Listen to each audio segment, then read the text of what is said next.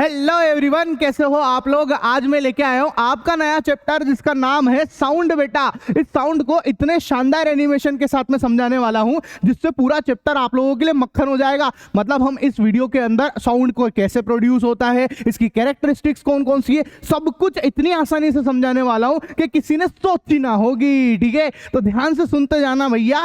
क्या होता है साउंड, कि आखिर मैं जो बोल रहा हूँ वो भी एक साउंड है। ठीक है, आप लोगों ने स्कूल में बहुत बार घंटा बजा के भागे होंगे, आप टड़ंग करके भाग गए होंगे। ठीक है, प्रैंक किया होगा ना, तो फिर सब बच्चे चिल्लाएंगे छुट्टी हो गई छुट्टी हो गई छुट्टी हो गई। ये भी एक साउंड ही है भैया, घंटे का साउंड। ठीक है, इसके अलावा टीवी जो आप देखते हैं उसमें से साउंड निकलता है, मोबाइल चलाते हो उसमें से साउंड निकलता है, यहां तक कि ये जो आप रेडियो स्पीकर जो भी सुनते हो सब कुछ साउंड की ही वजह से है बेटा।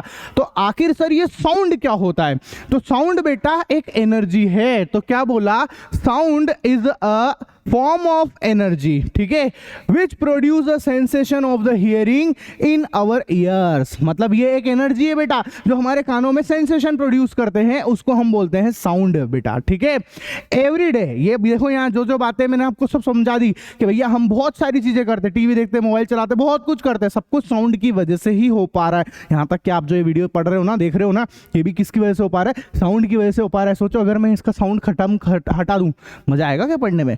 नहीं आएगा बेटा। ठीक है, तो यहाँ पे साउंड की काफी सारी चीजें हैं। अब सवाल उठता है कि सर ये साउंड हमारे पास में पहुंचता कैसे है, कि कैसे पूछ रहा है बेटा, यहाँ पे मैं बोल रहा हूँ और आपको सुनाई कैसे दे रहा है, मतलब ये साउंड जो है वो प्रोपोगेट कैसे कर रहा है, वो साउंड चलता कैसे है बेटा। तो हम यहाँ पे सीखेंगे कि भैया ये साउंड आखिर प्रोड्यूस कैसे होता है। क्या क्या सीखने वाले हम, कि आखिर साउंड प्रोड्यूस कैसे होता है, और अगर ये प्रोड्यूस हो गया है तो ये ट्रांसमिट कैसे होता है भैया, मतलब स्पीकर से, बोलने वाले से ये हमारे कानों में कैसे पहुंच जाता है। ठीक है भैया, तो हम सबसे पहले समझेंगे साउंड का प्रोडक्शन। क्या समझेंगे, आखिर साउंड प्रोड्यूस किससे होता है। तो सुनो, साउंड का प्रोडक्शन जो है वाइब्रेशन की वजह से होता है। किसकी वजह से होता है? वाइब्रेशन की वजह से। जब भी कोई सी चीज वाइब्रेट करेगी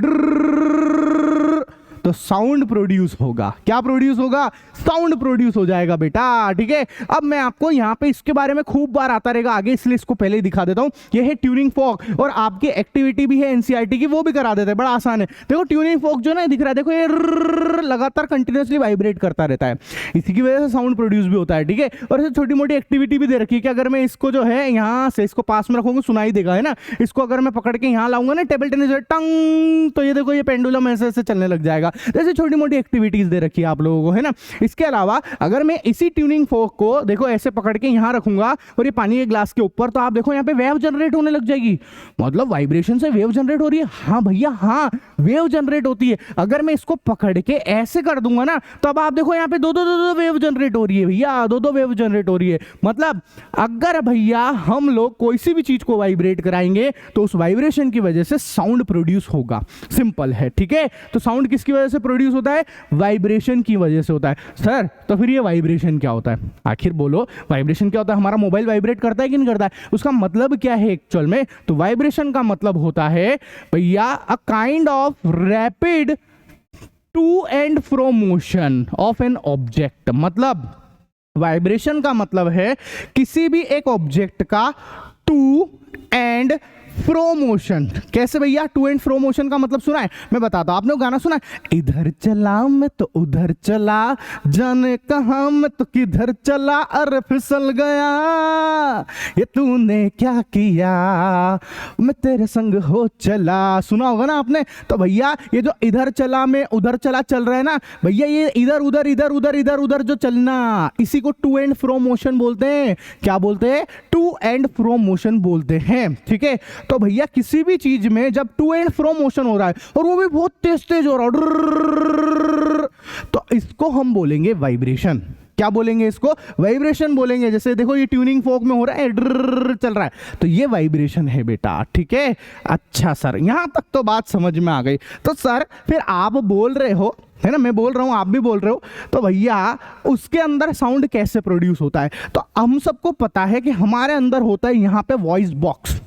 बोलते ना यहाँ क्या है वो, बोलते ना डायलॉग नहीं मारते, अबे चुप हो जा तेरा टेंटुआ दबा दूंगा मैं, टेंटुआ, वो टेंटुआ और कुछ नहीं है, वॉइस बॉक्स है। कैसा दिखता है, ट्रक, चलो बाहर दिखाते हैं इसको अपन, ये वॉइस बॉक्स है। इस वॉइस बॉक्स के अंदर जो है वाइब्रेशन होता है, मतलब ये दिख रहा है आपको यहाँ पे, ये वाइब्रेट करते भैया ऐसे, देखो ये ऐसे ऐसे ऐसे ऐसे ऐसे ऐसे ऐसे ऐसे डुमक डुमक डुमक डुमक डुमक डुमक डुम डुमक डुमक डुम, इस तरीके से लगातार वाइब्रेशन होता है। इसी वाइब्रेशन की वजह से हमारे गले में से साउंड निकलता है, हम बोल पाते हैं गले में से, समझ लो है ना। और भी जगह बहुत सारे, मतलब ऑब्वियस सी बात है, मैं अभी नॉर्मल रखता हूँ चीज़ों को, ज़्यादा टफ नहीं करते, बायोलॉजी में नहीं घुसते, पर अभी ये समझ लो कि हाँ भैया हमारे वॉइस बॉक्स के अंदर जो है भैया वाइब्रेशन होता है, जिसकी वजह से साउंड प्रोड्यूस होता है।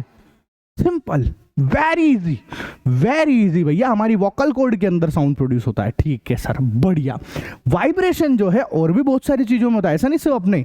आपको पता होगा कि जो पंछी है, जैसे फड़ फड़ पंछी बनूं उड़ता फिरूं मस्त गगन में, सुना होगा ना, गाना सुना है कि नहीं सुना है? तो भैया जब ये पंछी फड़फड़ फड़फड़ करके उड़ता है तो उसके फड़फड़ फड़फड़ में भी वाइब्रेशन होता है, जिसकी वजह से जो है साउंड प्रोड्यूस हो जाता है। क्या प्रोड्यूस होता है? साउंड प्रोड्यूस होता है बेटा, ठीक है। तो देखो जरा, तो फाइनली आखिर साउंड जो है ना, वो कैसे कैसे प्रोड्यूस होता है वो सब बताने वाला हूं। तो देखो क्या कह रहे हैं, sound can be produce by following methods. कौन कौन से मेथड्स है? सबसे पहला बाय वाइब्रेटिंग स्ट्रिंग सितार। ये जो हमारे पास सितार है, इसकी जो स्ट्रिंग है ना, ये देखो,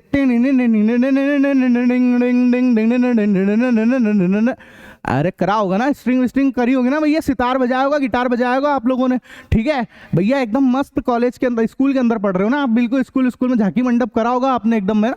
जो भी ये सब चीजें बजाना जानता है, मैंने देखा लड़कियां उनसे बड़ी इंप्रेस हो जाती है, ऐसी चीजों में लड़कियां बड़ी इंप्रेस हो जाती है भैया, ठीक है। तो सीख लेना थोड़ा बहुत, है ना। तो जब हम स्ट्रिंग के अंदर वाइब्रेशन करते हैं तो साउंड प्रोड्यूस होता है। जब मैं फ्लूट के अंदर एयर ब्लो करता हूं, हमारे कृष्ण भगवान करते हैं कि नहीं करते, तो भैया उनसे भी साउंड प्रोड्यूस होता है, ठीक है।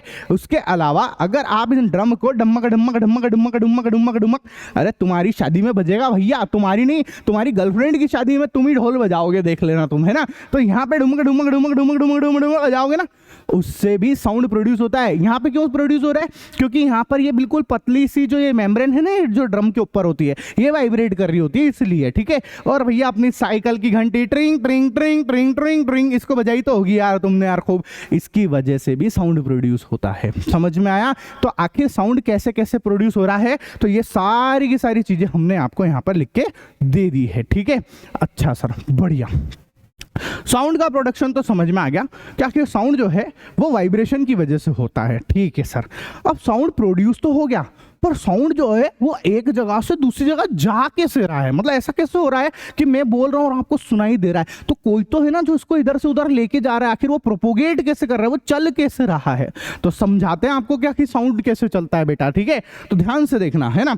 इस बंदे ने बोला और दूसरे बंदे ने सुना, तो आखिर साउंड यहाँ से ट्रेवल करके वहां गया, और साउंड का ट्रेवल करना, एक जगह से दूसरी जगह पे ट्रेवल करना, उसी को प्रोपोगेशन बोलते हैं। क्या बोलते हैं उसको? प्रोपोगेशन ऑफ साउंड बोलते हैं बेटा। तो क्या बोला? The substance through which sound travel is called a medium. अब ये मीडियम क्या आया? देख भाई, साउंड जो है ना, वो जिस जगह से भी, जिस भी जगह से होके जा रहा है, जिस जगह में वो ट्रेवल कर रहा है, उसको हम मीडियम बोलते हैं। तो मीडियम जो है वो सॉलिड भी हो सकता है, लिक्विड भी हो सकता है, और गैस भी हो सकता है, जैसे अभी मैं बोल रहा हूं और आपको सुनाई दे रहा है, ठीक है। तो भैया यहाँ पे मीडियम कौन हो गया? एयर हो गया मीडियम, मतलब ये गैस जो है वो एक मीडियम हो जाएगा बेटा यहाँ पर, ठीक है। तो मीडियम में भी सॉलिड, ठीक है, लिक्विड और गैस कुछ भी हो सकते हैं मीडियम, ठीक है सर, ठीक है। अब आप सबने ये एक्टिविटी तो करी होगी अपने घर पे, स्कूल में, कहीं ना कहीं बैठ के, कोचिंग में, कहीं तो कुछ तो किया ही होगा ये कि इस तरीके से बनाया होगा, और इधर से एक बंदा बोल रहा है, ठीक है, इधर से बोल रहा है, ठीक है, ऐसे बोल रहा है, हेलो बड़े हरामी हो बेटा, और वो उसको सुनाई भी दे गया, सच में भी इसने बहुत धीरे से बोला इसमें, और उसको सुनाई भी दे रहा है कि हाँ यार ये तो क्या, तो इधर इसने सुना है, साले गाली बक रहे हो, ला देंगे साले के दो चार लपाटे के बाहर, ठीक है। अब इस तरीके से ये साउंड प्रोपोगेट हो गया, मतलब सॉलिड स्ट्रिंग, ये जो स्ट्रिंग, ये जो धागा है ये सॉलिड है, इसमें से यहाँ पर साउंड जो है इसमें यहाँ से इधर चले गया है, ये प्रोपोगेट हो गया है। अच्छा सर, ये वाला काम तो सब नहीं करा होगा, अपने दोस्तों के पास में बैठे होंगे ना बेंच के ऊपर, बैठे, ठीक है। एक बंदे ने क्या किया, अपनी गर्दन को ऐसे टेबल पे रख लिया, ऐसे करके यूं, हो जाता है ना, बहुत बार क्लास में बच्चे सो जाते हैं और मास्टर इतनी बोरिंग तरीके से पढ़ाता है, उसको नींद आ जाती है, फिर पड़ोसी वाला बच्चा जो है जगाता रहा, अबे उठ उठ, वो मारेगा, उठ जा भाई उठ जा, ठीक है। और बहुत बार आपने देखा होगा, अगर हम इस बेंच पे ढम ढम ढम या ऐसे मारेंगे या बिल्कुल थोड़ा सा ऐसे स्क्रैच भी करते हैं, तो उस स्क्रैच का साउंड जो है वो वहां पहुंच जाता है। क्यों पहुंच पा रहा है? ये सॉलिड है, तो सॉलिड के थ्रू जो साउंड है वो ट्रेवल करता है बेटा, वो एक जगह से दूसरी जगह पे पहुंच जाता है। तो सबसे पहली बात तो समझ में आ गई होगी कि सॉलिड के अंदर जो है साउंड ट्रेवल करता है, ठीक है सर। दूसरा, लिक्विड में भी साउंड ट्रेवल करता है भैया, लिक्विड में भी करता है। कैसे? देखो, जैसे ये मछली वगैरह है, ये पास पास आ गई, देखो आपस में बातचीत कर रही है, तो बातचीत कर रही है और दिखने में ऐसा लग रहा है कि कुछ और करने आई है भैया, ये और कुछ और नहीं, समझ में आया? बातचीत करने आई है, ठीक है। तो यहाँ पे भी एक दूसरे से बात कर रही है और ये लिक्विड है पानी, और पानी के अंदर भी साउंड जो है ट्रेवल करता है। आप खुद जाओ यार नहाने के अंदर भैया, कहीं कहीं जो है स्विमिंग पूल वगैरह में घुसो और वहां जाके बोलो, ऐसे नीचे घुस के बात करो, ठीक है, आपको सुनाई देगा। और आप किसी से बात करोगे ना, ओए पीयूष क्या कर रहा है, ऐसे सुनाई देगा आपको। अभी तो कैसे सुनाई दे रहा है? पीयूष क्या कर रहा है। और जब अंदर घुस जाओगे तो कैसे सुनाई देगा? ओए पीयूष क्या कर रहा है, इस टाइप का ऐसा साउंड हो जाता है। लेकिन साउंड ट्रेवल तो कर रहा है लिक्विड के अंदर भी बेटा, ठीक है। अच्छा सर, उसके बाद propagation of sound in gas, gas के अंदर तो कर ही रहा है यार, एयर। मैं आपसे बातें कर रहा हूँ, हम सब आपस में बातें करते रहते हैं, एयर ही तो है आजू बाजू में, तो हमारा मीडियम कौन है? एयर है बेटा। तो यहां पर एयर के थ्रू जो है साउंड ट्रेवल करता है, ठीक है सर, बढ़िया। तो आपको प्रोपोगेशन ऑफ साउंड जो है कैसे कैसे होता है ये सब समझ में आ गया होगा, ठीक है सर, है ना। अब देखो क्या कह रहे हैं, आखिर सर प्रोपोगेशन जो है ना, वो जब हमारा साउंड यहां से वहां जा रहा है तो वो कौन लेके जा रहा है? मतलब मीडियम में चलता है, ये तो समझ में आ गया कि मीडियम होना जरूरी है, बिना मीडियम के साउंड नहीं चलेगा, ठीक है। लेकिन यहां से जब मैं इधर जा रहा हूं तो ऐसा क्या हो रहा होगा यहाँ बीच में? यहां से मैंने कुछ बोला और वो आप तक पहुंच रहा है, तो ऐसा क्या हो रहा होगा बीच में? तो वो समझाने की कोशिश कर रहे हैं, उसके पीछे की साइंस को जानने की कोशिश कर रहे हैं कि ध्यान से देखो, ये स्पीकर है और उधर एक सुनने वाला बंदा है, ठीक है, और ये बहुत सारे एयर के पार्टिकल्स है। ऑब्वियस सी बात है, एयर तो है इसी बीच में, तो एयर के पार्टिकल्स हमको यहां पर दिख रहे हैं, ठीक है। क्या होगा, जैसे ये स्पीकर बजेगा, स्पीकर इसके बाजू वाले जितने भी पार्टिकल्स हैं उनको वाइब्रेट करेगा। देखो ये वाइब्रेट करना स्टार्ट कर गए, ठीक है। फिर ये आजू बाजू वाले जो पार्टिकल है, इनके बाजू वाले पार्टिकल को वाइब्रेट करते हैं बेटा, ठीक है। तो ये देखो ये सब वाइब्रेशन चालू हो गया। फिर ये उनके बाजू वाले को वाइब्रेशन करता है, ऐसे इस तरीके से वाइब्रेशन स्टार्ट हो गया। तो पता है जब पूरे में से वाइब्रेशन स्टार्ट होता है इस तरीके से, तो यहां से साउंड ऐसे करके, देखो यहां से एक वेव जाती है और ऐसे करके वेव जो है सामने वाले के अंदर, सामने वाले के कानों तक पहुंचती है। देखो आपको जाते हुए दिख भी रही होगी, कुछ हो रहा है यहाँ बीच में, देखो ये देखो ये देखो देखो, ऐसे साउंड ट्रेवल करता है। यही तो कमाल है एनिमेशन का, यहाँ पे हर बात बहुत आसानी से समझ में आती है। हालांकि ये एनिमेशन बनाने में बहुत मेहनत लगती है, तो अगर चैनल को सब्सक्राइब नहीं करा हो, लाइक नहीं करा हो तो कर देना। बहुत मेहनत लगी होगी, जब जाके मैंने आप लोगों के लिए वीडियो बनाए होंगे, ये सब तैयार किया होगा भैया, खूब मेहनत से करते हैं सब काम, तब जाके आपको इतना बढ़िया पढ़ा पा रहे हैं। और सारे सब्जेक्ट पढ़ा रहा हूँ, मैथ्स भी देख लो, आप साइंस भी देख लो, एसएसटी भी देख लो, नहीं पढ़ा हो तो पढ़ लेना। नोट्स भी अवेलेबल है, मेरी एप्लीकेशन का लिंक दे रखा है डिस्क्रिप्शन बॉक्स में, आई कोचिंग, ठीक है, वहां से आप नोट्स भी ले सकते हो, ठीक है सर। अब आप ध्यान से समझो, तो ये जो है ये ऐसे से जा रही है, डिस्टर्बेंस है बेटा, ये क्या है, ये डिस्टर्बेंस है। इसी डिस्टर्बेंस की वजह से साउंड जो है हमारे तक पहुंचता है, ठीक है, समझ में आ गया। फिर से रिपीट कर देता हूं इस बात को, घबराने का नहीं। देख भाई, जैसे ये इस यहां पे क्या होता है, सबसे पहले देखो ये बजना स्टार्ट हुआ, इसके बाजू वाले पार्टिकल वाइब्रेट होंगे, ये वाइब्रेट हुए तो इनके बाजू वाले को भी वाइब्रेट करेगा, फिर ये इनके बाजू वाले को भी वाइब्रेट करेंगे। जब सब वाइब्रेट होते हैं तो एक डिस्टर्बेंस क्रिएट होता है, जिसको हम विक्षोभ भी बोलते हैं हिंदी में, सुना हो आपने कभी शब्द तो, वरना डिस्टर्बेंस, ठीक है। तो यहां से ये जो डिस्टर्बेंस है वो सामने वाले के कानों तक पहुंचता है और उसको वो सुनाई देता है, समझ में आया। तो ये कॉन्सेप्ट है बेटा, ठीक है। चलो सर, तो वेव क्या होती है, ये डिस्टर्बेंस ही वेव है, ये जो दिख रही है आपको डिस्टर्बेंस हो रही है, ये वेव बनती है बेटा। तो क्या बोल रहे हैं, वेव इज द डिस्टर्बेंस। तो वेव क्या चीज है, वेव एक डिस्टर्बेंस है, ठीक है, वेव इज अ डिस्टर्बेंस, ठीक है। एक सेकंड, यहाँ पे ये जैकेट है ना मेरा, ये लिखने नहीं देगा, ठीक है, ये दिक्कत करता है, एक सेकंड। तो वेव इज अ डिस्टर्बेंस,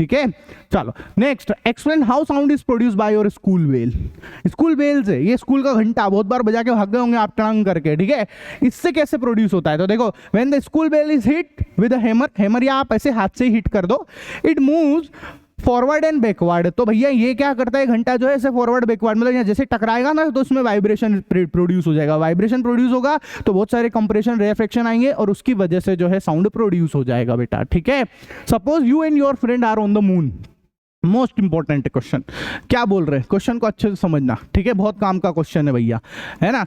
सोचो क्या बोला कि आप और आपके दोस्त मून पे चले गए, आले चले तुम्हें तारों के शहर में, तारों के शहर में नहीं, मून की बात कर रहा है, चांद पे ले जाने की बात कर रहा है भैया, कि चांद के पार चलो, पार भी नहीं जाना है, चांद पे ही जाना है, ठीक है। तो क्या बोल रहा है कि suppose you and your friend are on the moon, moon पे गए, ठीक है।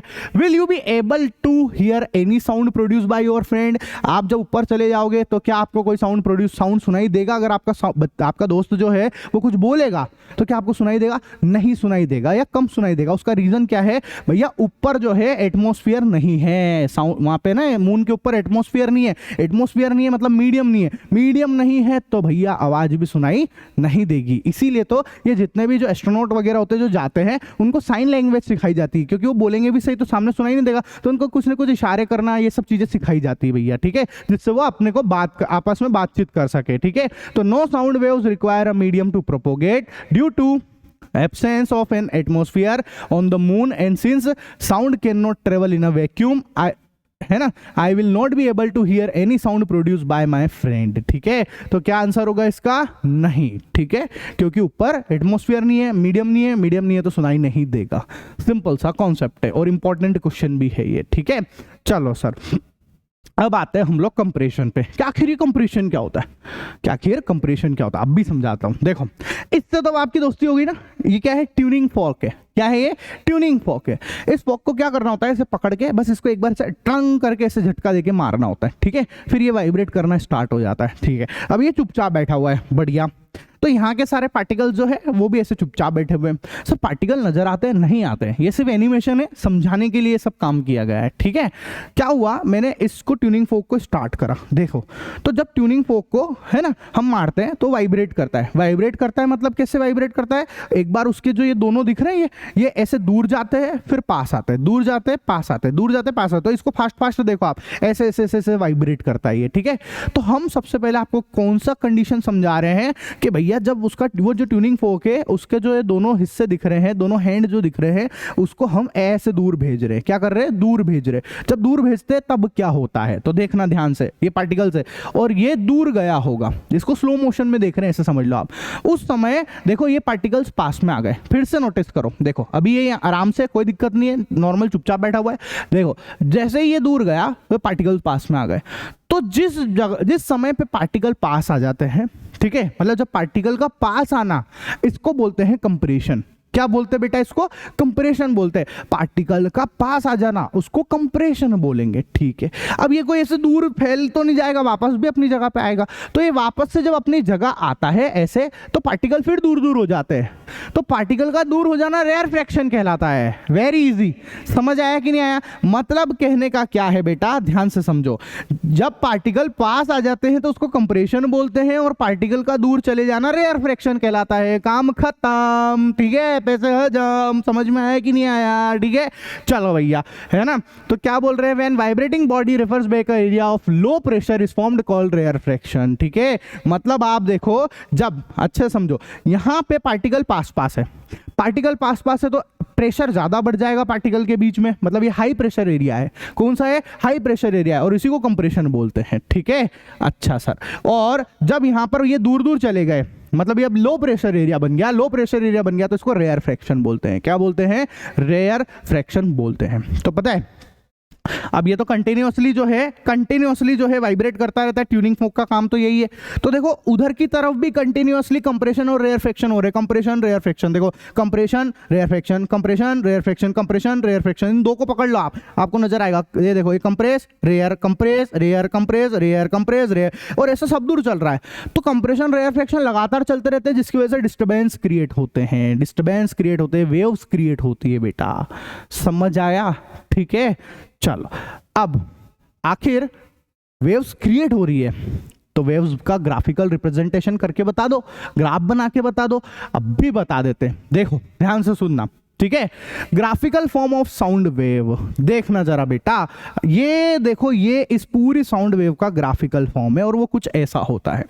कैसा होता है? ऐसा होता है, ठीक है। देखो जिस जगह पे पास में है उसको हम कंप्रेशन बोलेंगे। तो ये वाली जगह जो है, ये वाली जगह, ये कंप्रेशन की है, इसको स्मॉल सी से डिनोट कर देता हूं। यहां दूर दूर है, ठीक है, तो ये रेयर फ्रैक्शन है, कैपिटल आर। फिर देखो आप, ये कंप्रेशन हो गया, फिर देखो रेयर फ्रैक्शन आया, फिर देखो कंप्रेशन आया, फिर ऐसे चलते जाओगे, रेयर फ्रैक्शन, ठीक है। तो मतलब पता है, जहां कंप्रेशन है वहां पर ग्राफ ऐसे ऊपर की तरफ उठा हुआ है। किधर ऊपर उठा हुआ है? यहां पर उठा हुआ है। जहां रेयर फ्रैक्शन है वहां ग्राफ नीचे की तरफ है। ये हमारा एक्सिस है ना, ये एक्सिस है, एक्स एक्सिस है और ये वाई एक्सिस है, ठीक है। तो यहाँ पे ग्राफ जो है नीचे की तरफ है। फिर कंप्रेशन में ग्राफ ऊपर है, देखो इस जगह पे ऊपर, रेफ्रैक्शन में ग्राफ नीचे, कंप्रेशन में ऊपर, रेफ्रैक्शन में नीचे, ठीक है, कंप्रेशन में ऊपर, रेफ्रैक्शन में नीचे बेटा, ठीक है सर। इतना आपको समझ में आ गई होगी कि अच्छा सर ये कंप्रेशन रेफ्रैक्शन की कहानी क्या है। मतलब जहां पर ग्राफ पास में है, सॉरी, जहां पर पार्टिकल्स पास में है वो कंप्रेशन है, रेयर फ्रैक्शन है, कंप्रेशन है, रेयर फ्रैक्शन है और कंप्रेशन है, ठीक है। ग्राफ किसके बीच में बना हुआ है? वाई एक्सिस पे हमने डेंसिटी या प्रेशर ले रखा है, ठीक है, और इधर हमने एवरेज डेंसिटी या एवरेज प्रेशर ले रखा है एक्स एक्सिस के ऊपर। तो ये हमारा प्रॉपर ग्राफ है बेटा, ठीक है। चलो अब देखना, आप ये आपको ग्राफिकल रिप्रेजेंटेशन समझ में आ गया, ठीक है। अब क्या है, यहां पे आप इन चीज को अच्छे से समझो, देखना, मैंने ये बातें तो बोल दी, ठीक है। अब आप इसको समझना कि ये जो ऊपर वाली जगह होती है, ये वाली जगह, ये ऊपर ऊपर जो भी है, ये इन ऊपर वाली जगह को बोलते हैं क्रिस्ट। क्या बोलते हैं इनको? क्रिस्ट बोलते हैं, ठीक है। और जो नीचे वाली जगह है, ये वाली, इनको बोलते हैं ट्रॉ। क्या बोलते हैं बेटा? ट्रॉ, ठीक है। तो ये ट्रॉ है बेटा, ऐसा, मतलब ऊपर जो है वो क्रिस्ट है, तो ये क्रिस्ट है, और नीचे जो है उसको ट्रॉ बोलेंगे, ठीक है, ऐसा। तो क्या बोला, ध्यान से सुनना, compression are the region where the particles are crowded together. Compression वो रीजन है जहां पर पार्टिकल क्राउडेड है, मतलब एक साथ भीड़ इकट्ठा कर दी, इकट्ठा हो गए हैं। तो देखो ना, यहाँ पे इकट्ठा हो गए हैं, है ना। And represented by the upper portion of the curve. और ये कंप्रेशन जो है इस पूरे कर्व के अपर पोर्शन में, मतलब अपर पोर्शन मतलब ये वाला हिस्सा, यहां पर इससे रिप्रेजेंट करेंगे इसको, ठीक है। The peak represent the region of the maximum compression, ठीक है। और इस पीक के ऊपर, यहाँ पे जो पीक है, ये चोटी जो है, ये पीक, ये मैक्सिमम कंप्रेशन को रिप्रेजेंट करते हैं, ठीक है। Thus compression are region where density as well as pressure is high.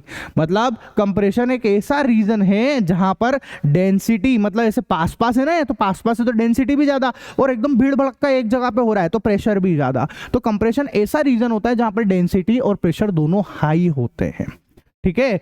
चलो सर, बढ़िया। इसके बाद आप ध्यान से समझो, है ना। Rarefaction are the region of low pressure. Rarefaction कहां बन रहा है? जहां पर लो प्रेशर है, मतलब पार्टिकल थोड़े दूर दूर है, ठीक है, वो लो प्रेशर वाला है ना। ये मिनिमम रेयर फ्रैक्शन है, जो सबसे नीचे वाला जो है वो मिनिमम रेयर फ्रैक्शन कहलाता है, ठीक है, ऐसा। और क्या कह रहे हैं, देखो ये वेली का जो सबसे नीचे वेली जहां बन रही है वो रेयर फ्रैक्शन वाला हिस्सा है, वेली वाला, इसको ट्रॉ से भी रिप्रेजेंट करते हैं, ठीक है। तो क्या बोला, that is the lower portion of the curve a, peak is called the crest and the valley is called the trough. मतलब ऊपर वाले हिस्से को क्रिस्ट बोलना है, इसको क्या बोलना है बेटा, इस ऊपर वाले हिस्से को क्रिस्ट बोलना है, और नीचे वाले को ट्रॉ बोलना है। क्या बोलना है? ट्रॉ बोलना है। आपको समझ में आ गया? ठीक है सर, बढ़िया, है ना। चलो अब तो ये आपको ग्राफिकल रिप्रेजेंटेशन समझ में आ गया होगा, ठीक है। अब देखो, मैं आपको कुछ और बातें भी बता देता हूं, ध्यान से सुनना। Characteristics of sound. साउंड की कैरेक्टरिस्टिक्स, मोस्ट इंपॉर्टेंट टॉपिक। यहां से क्वेश्चन 100% आएगा, 100% भैया, डायरेक्ट 100% बोल दिया मैंने। इस जगह से तो सवाल आना ही आना है। ठीक है सर, सबसे पहले आप देखो यहां पर हमने 5 कैरेक्टरिस्टिक्स लिख रखी है। पहले का नाम है वेवलेंथ, दूसरे का है फ्रीक्वेंसी, फिर है एम्पलीट्यूड, उसके बाद टाइम पीरियड और वेलोसिटी। अब कौन सी चीज क्या होती है एक एक को डिटेल में समझेंगे। वेरी इंपॉर्टेंट टॉपिक है बेटा ये, ठीक है। एग्जाम पॉइंट ऑफ व्यू से सबसे ज्यादा पूछा जाएगा यहां से, इसके ऊपर क्वेश्चन भी आ जाते हैं, न्यूमेरिकल भी आते हैं, ठीक है। तो क्या कह रहे हैं, देखो सबसे पहले हम समझते हैं वेवलेंथ। क्या करिए, वेवलेंथ क्या होता है, तो देखना जरा। ये ग्राफ दिख रहा है आपको, ये ग्राफ दिख रहा है, ये ग्राफ, ठीक है। इस ग्राफ में ये है हमारे पास में क्रिस्ट, ठीक है। ये भी क्या है बेटा, क्रिस्ट है ना, और ये भी क्या है बेटा, क्रिस्ट है, ठीक है सर, बढ़िया। ये क्या है बेटा, ट्रॉ है ना, ये ट्रॉ है, और ये भी क्या है बेटा, ट्रॉ है। अच्छा, और एक और बात बताओ, ये जो क्रिस्ट वाला हिस्सा है इसी को हम कंप्रेशन भी बोलते हैं। क्या बोलते हैं इसको, मैक्सिमम कंप्रेशन, ठीक है, मैक्सिमम कंप्रेशन वाला हिस्सा। सेम टू सेम यहां पर भी ये मैक्सिमम कंप्रेशन वाला हिस्सा है। कौन सा है, मैक्सिमम कंप्रेशन वाला हिस्सा, है ना। सेम इधर इसको हम क्या बोलते हैं, इसको हम जो है इसको ट्रॉ तो बोलेंगे ही सही, इसके अलावा इसको हम मैक्सिमम रेयर फ्रैक्शन भी बोलते हैं। तो ये रेयर फ्रैक्शन है, ठीक है, और सेम टू सेम इधर भी मैक्सिमम रेयर फ्रैक्शन है, ठीक है, बढ़िया।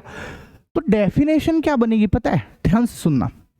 The distance between 2 consecutive compression और 2 consecutive रेयर फ्रैक्शन, मतलब ये कंप्रेशन वाला हिस्सा है, ये भी कंप्रेशन वाला हिस्सा है, इन दोनों के बीच की डिस्टेंस, इसको हम बोलते हैं भैया, इसको हम बोलते हैं वेवलेंथ, ठीक है।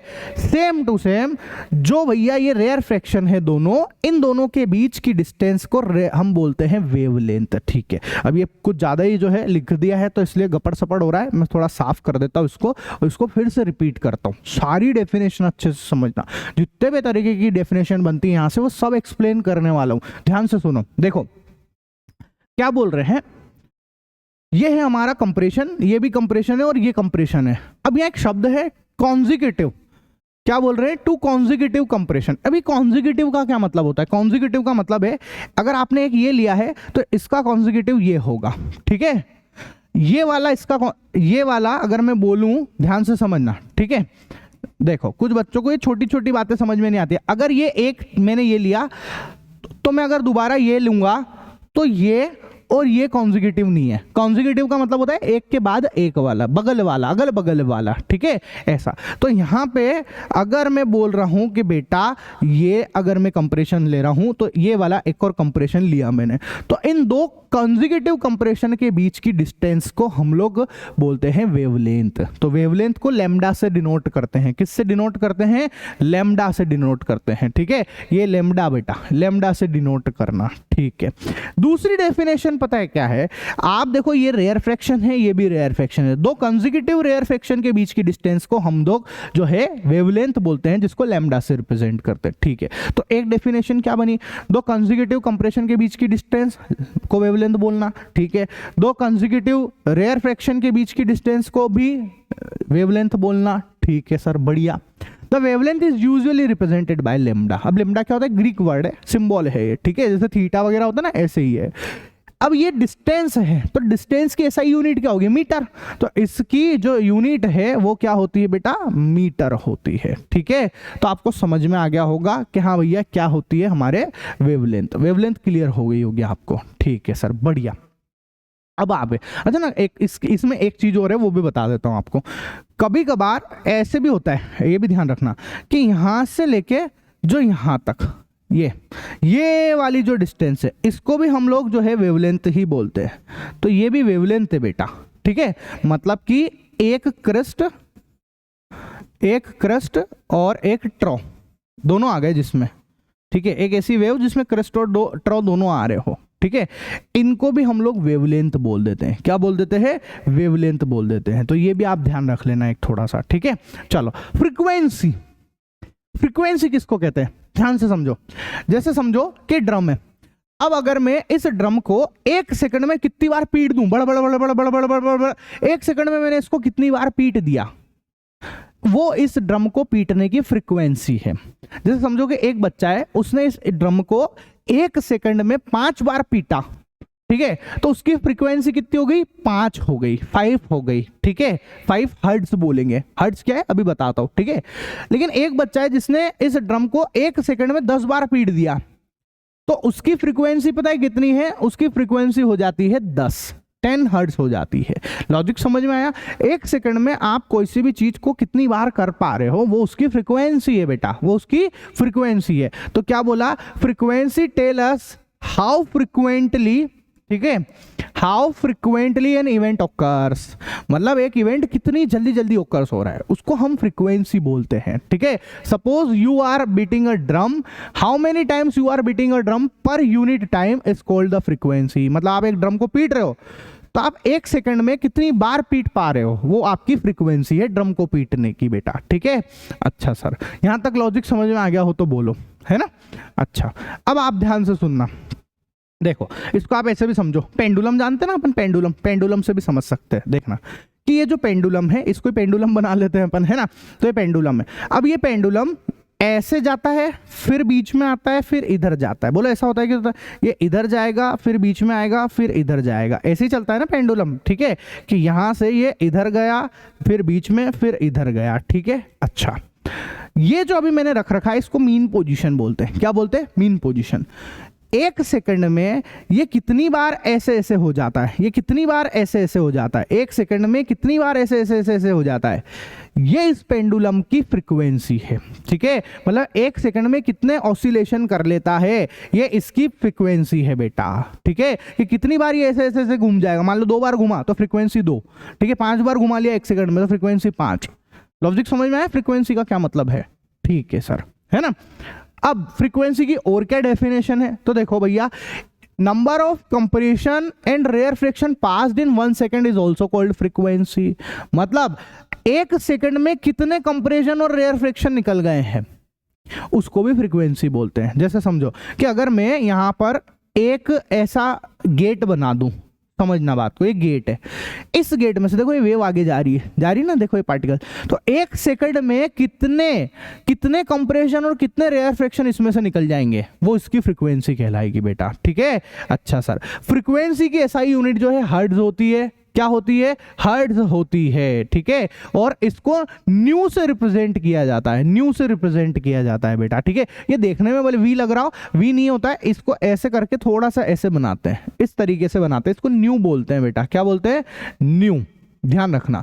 तो ये फ्रीक्वेंसी को रिप्रेजेंट करने का तरीका है न्यू। हालांकि फ्रीक्वेंसी को स्मॉल एफ से भी रिप्रेजेंट करते हैं, तो दोनों ध्यान रखना।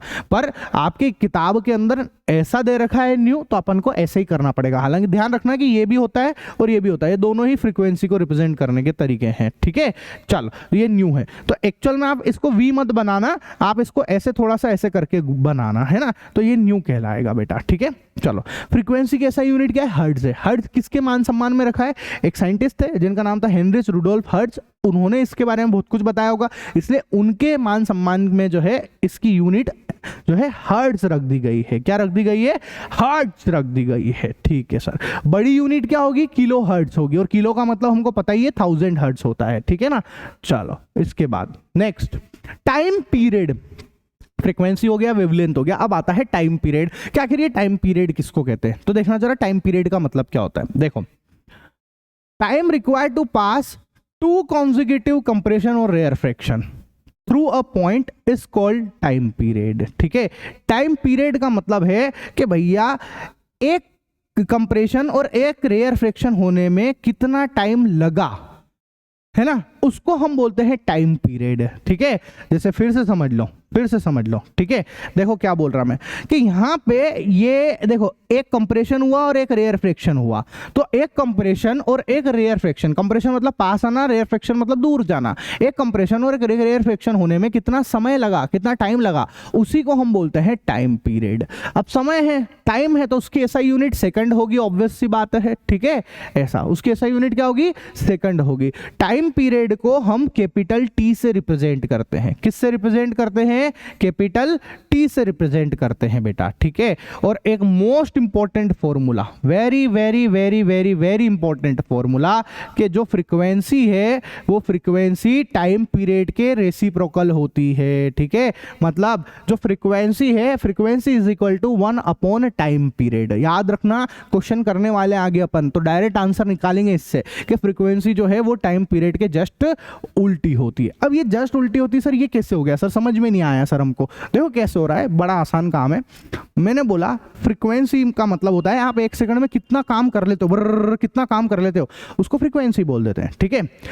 तो आप बताओ, अगर किसी चीज की फ्रीक्वेंसी ज्यादा होगी, मतलब कम समय में है ना, समय तो कम और वो चीज बार बार हो रही है, तो मतलब समय कम है, टाइम कम, टाइम तो कम और फ्रीक्वेंसी ज्यादा होगी, क्योंकि वो फ्रीक्वेंसी ज्यादा है, मतलब कम समय में ज्यादा चीजें हो रही है, तो एक दूसरे को उल्टे पुल्टे ना, इसीलिए तो हम 1/t करके लिख रहे हैं इसको, ठीक है। अच्छा सर, थोड़ी और डिटेलिंग कर देता हूं, ध्यान से समझो, इससे आपको और अच्छे से समझ में आएगा कि आखिर फ्रीक्वेंसी और टाइम पीरियड में डिफरेंस क्या है। देखो, एक सेकंड में, ये पेंडुलम है, पेंडुलम के एग्जांपल से समझो, एक सेकंड में ये पेंडुलम कितनी बार ऐसे कर ले, कितनी बार कितना ऑसिलेशन कर लेता है, एक सेकंड में कितने ऑसिलेशन कर लेता है, ठीक है। नंबर ऑफ ऑसिलेशन इन पर unit time is also called frequency, ठीक है। ये भी एक डेफिनेशन है, आपको कहीं कहीं ये भी पढ़ने को मिलेगी, ठीक है, कि एक सेकंड में कितनी बार ये ऑसिलेशन कर ले उसको फ्रीक्वेंसी कहते हैं। अगर ये इसने 5 बार कर ली तो इसकी फ्रीक्वेंसी 5 है, तो ये एक चीज है। दूसरी चीज ध्यान से समझना, ये एक ऑसिलेशन कर रहा है, मतलब ये यहां गया, यहां से फिर यहां आया, फिर ये यहां गया, फिर यहां आया, मतलब ये भैया यहां जाना, फिर यहां आना, फिर यहां जाना, फिर यहां आना, इसमें इसने कितना टाइम लगाया है, इसको टाइम पीरियड बोलते हैं। क्या बोलते हैं? इसको टाइम पीरियड बोलते हैं। मतलब एक ऑसिलेशन में इसने कितना टाइम लगा दिया, इसी को हम टाइम पीरियड बोलते हैं। तो समझ गए, एक सेकंड में कितनी बार घूम जाए, इसको फ्रीक्वेंसी बोलेंगे। भैया ऐसे जाना और ऐसे वापस आना, इसमें उसको कितना टाइम लगा, उसको टाइम पीरियड कहते हैं। मान लो कि यहां गया और यहां से यहां गया और फिर वापस यहां आया, तो ये मान लो 2 सेकंड में हुआ है, तो टाइम पीरियड कितना हो गया? 2 सेकंड हो गया। तो टाइम पीरियड और फ्रीक्वेंसी समझ में आ गया। फ्रीक्वेंसी कितनी बार इवेंट ऑकर हो रहा है वो है, और उस इवेंट को ऑकर होने में कितना टाइम लग रहा है उसको टाइम पीरियड बोल देते हैं। सिंपल सा लॉजिक है, ठीक है। चलो, इसके बाद क्वेश्चन आ गया भैया हमारा। क्वेश्चन क्या है, देखो जरा, क्वेश्चन क्या कह रहा है। A tuning fork produce sound waves of frequency 500 hertz, ठीक है। तो फ्रीक्वेंसी की वैल्यू मेरे को दे रखी है 500 हर्ट्ज, ठीक है सर, बढ़िया। कैलकुलेट द टाइम पीरियड, तो आपसे टाइम पीरियड की वैल्यू पूछिए, तो बहुत आसान है। टाइम पीरियड जो है वो फ्रीक्वेंसी का उल्टा पुल्टा होता है ना। आप चाहो तो इसको इधर भी लिख सकते हो, इसको इधर भी लिख सकते हो, उससे फर्क नहीं पड़ेगा। तो time period is equal to 1/500, ठीक है। चलो डिवाइड कर देते हैं, बोलो कितना आएगा। इसको डिवाइड करेंगे तो, ठीक है, यहाँ पे 1 को 500 से भागा लगाना है अपने को, ठीक है। बताओ, यहां हम लोग 1 को 500 से भाग लगाएंगे तो कितना आएगा, ये 0 पॉइंट, ठीक है। 5 दूना 10 तो मेरे को दिख ही गया, ठीक है। तो ये 0.2 तो ये हो ही गया, और यहां से 2 0 और है, तो 2 0 और बीच में लगानी पड़ेगी, तो 0.002 आ जाएगा, ठीक है। 0.002 और टाइम है तो टाइम का यूनिट होता है सेकंड, ठीक है। कोई दिक्कत हो तो बोलो, नहीं ना, पक्का ना, ठीक है। कोई, मैंने डिवाइड तो सही किया ना, एक बार चेक करूं क्या, ऐसे गड़बड़ तो नहीं कर दिया? हो जाता है भैया, पढ़ाने में ध्यान जा रहा है ना, इसलिए छोटी मोटी बात, छोटी गड़बड़े हो जाती है, चेक भी कर लेता हूं मैं, ठीक है। ऐसा यहाँ 10 कर देता हूं और नीचे 1 0 और बढ़ा लेता हूं, इससे इसको कैंसिल कर देता हूं, ये 2, ठीक है। 1 2 3, तो 1 तो ये हो ही गया, 2 3 और ये सेकंड है। चेक करें, 0.002, अरे बिल्कुल सही लिखे हैं, अरे बिल्कुल इंपॉर्टेंट कहाँ लिख रहा हूँ, आंसर लिखना है, ठीक है। बिल्कुल सही लिखा है बेटा, ठीक है। तो ये हमारा आंसर है। नेक्स्ट टॉपिक आता है वेलोसिटी या फिर स्पीड। अरे सर, ये तो मोशन चैप्टर में पढ़ लिया। हाँ भाई, पढ़ लिया, बिल्कुल पढ़ लिया, मोशन चैप्टर में भी पढ़ा है आपको। स्पीड इज इक्वल टू क्या होता है, स्पीड या वेलोसिटी क्या होती है? Distance upon time. हाँ सर, यही होता है। Speed is equal to distance upon time, velocity is equal to displacement, या अपन मैंने आपसे बोला था मोशन चैप्टर में भी कि अपनी जो किताब है उसमें भैया उन्होंने जो है वेलोसिटी और स्पीड दोनों को एक ही टर्म से रिप्रेजेंट कर दिया, स्पीड से, ठीक है। अदरवाइज अलग अलग होते हैं दोनों, पर ठीक है अपने स्पीड भी अपने जैसा किताब में वैसा पढ़ लेते हैं, ठीक है। तो velocity is equal to distance upon time, लेकिन ये speed is equal to distance upon time, ऐसे समझ लो, ठीक है। चलो, तो velocity is equal to, velocity को v से रिप्रेजेंट कर देंगे। डिस्टेंस क्या है मेरा, वेवलेंथ है, अभी तो बताया वेवलेंथ को ही डिस्टेंस बोलना है यहाँ पे, तो वेवलेंथ लेमडा लिख दिया मैंने यहाँ पे डिस्टेंस की जगह लेमडा। और टाइम क्या है, टाइम पीरियड है जो कि क्या है, कैपिटल टी है, ठीक है। तो एक फॉर्मूला मेरा ये आ गया, मोस्ट इंपॉर्टेंट है, एग्जाम्पल करेंगे इससे, है ना, न्यूमेरिकल करेंगे इससे। दूसरा फॉर्मूला आ गया मेरे पास में ये भी मोस्ट इंपॉर्टेंट है। सर ये कैसे आया, देखो अभी बताते हैं। Lambda v is equal to, ध्यान से सुनना, v is equal to lambda upon time है, ठीक है, ऊपर वाला फॉर्मूला। क्या मैं इसको ऐसा लिख सकता हूं, लेमडा इंटू 1 अपॉन टाइम, एक ही बात है ना, नीचे है तो 1/t लिख सकते हैं। और 1/t क्या होता है, अरे सर ये 1/t तो सर न्यू है, अपना फ्रीक्वेंसी है, तो ये देखो ये आ गई फ्रीक्वेंसी, ठीक है। इस तरीके से फॉर्मूला बन के आया है, समझ में आया। दोनों ही फॉर्मूले बिल्कुल याद रखना है ना। चलो नेक्स्ट, अच्छा स्पीड है या वेलोसिटी है, तो यूनिट क्या होगी, metre by metre per second होगी, मीटर पर सेकंड होगी, ठीक है सर, है ना। चलो, फैक्टर अफेक्टिंग स्पीड के, आखिर स्पीड को अफेक्ट करने वाले फैक्टर कौन कौन से हैं, तो भाई मीडियम है, ठीक है। Speed of sound in different medium, अलग अलग मीडियम में साउंड की स्पीड अलग अलग होती है। जैसे अगर भैया सॉलिड मीडियम है तो सॉलिड मीडियम में साउंड बहुत तेज चलता है, बर्र करके जाएगा एकदम, बहुत स्पीड से चलता है, ठीक है। लेकिन अगर लिक्विड मीडियम है तो साउंड की स्पीड थोड़ी धीमे होती है, जैसे दिख रहा है आपको धीमे धीमे चल रहा है। और अगर गैसियस मीडियम है तो उसमें साउंड की स्पीड थोड़ी और कम होगी, तो ये धीमे धीमे चलेगा, बहुत धीमे धीमे चलेगा भैया, ठीक है। तो यहाँ पे सबसे ज्यादा स्पीड किसमें होती है, सॉलिड के अंदर होती है, फिर लिक्विड और फिर गैस के अंदर होती है। दूसरा एक और जो कारण है जो भी साउंड को इफेक्ट करता है वो है टेम्परेचर। जैसे जैसे टेम्परेचर बढ़ता जाएगा स्पीड बढ़ती जाएगी बेटा, ठीक है। तो in any medium as we increase the temperature, जब हम टेम्परेचर को बढ़ाते हैं the speed of the sound increase, ठीक है। अगर टेम्परेचर इंक्रीज करेगा तो इस साउंड की स्पीड भी बढ़ जाएगी। अब यहाँ पर एक चीज दे रखी है, एक एग्जांपल दे रखा है, वो समझना ध्यान से, ठीक है। क्या है एग्जांपल, देखो, the speed of sound in air is 331 metre per second at 0 degree centigrade. मतलब एयर के अंदर साउंड की स्पीड 331, ठीक है, 331 मीटर पर सेकेंड होती है। कब, जब टेम्परेचर कितना होना चाहिए, 0 डिग्री सेंटीग्रेड होगा तब। लेकिन जब हम टेम्परेचर बढ़ा दें, जैसे मैंने बढ़ा के 22 डिग्री सेंटीग्रेड कर दिया, अगर टेम्परेचर बढ़ गया तो साउंड की स्पीड जो है बेटा 344 मीटर पर सेकेंड होगी। कितनी होगी, 344 मीटर पर सेकेंड होगी। तो देखो ना, टेम्परेचर बढ़ा तो देखो स्पीड भी बढ़ गई, 331 से 344 हो चुकी है, ठीक है। तो याद रखना इस बात को भी, है ना, कि टेम्परेचर बढ़ेगा तो साउंड की स्पीड भी बढ़ेगी, ठीक है। तो क्वेश्चन भी पूछा जाता है क्या, कि in which of the 3 media, media मतलब मीडियम, ठीक है, एयर वाटर और iron does sound travel the fastest at a particular temperature, ठीक है। किसी एक टेम्परेचर पे इन तीनों में से सबसे ज्यादा साउंड किसमें, सबसे स्पीड से किसमें दौड़ेगा, ऑब्वियस सी बात है आयरन में दौड़ेगा, क्योंकि आयरन सॉलिड है बेटा, ठीक है।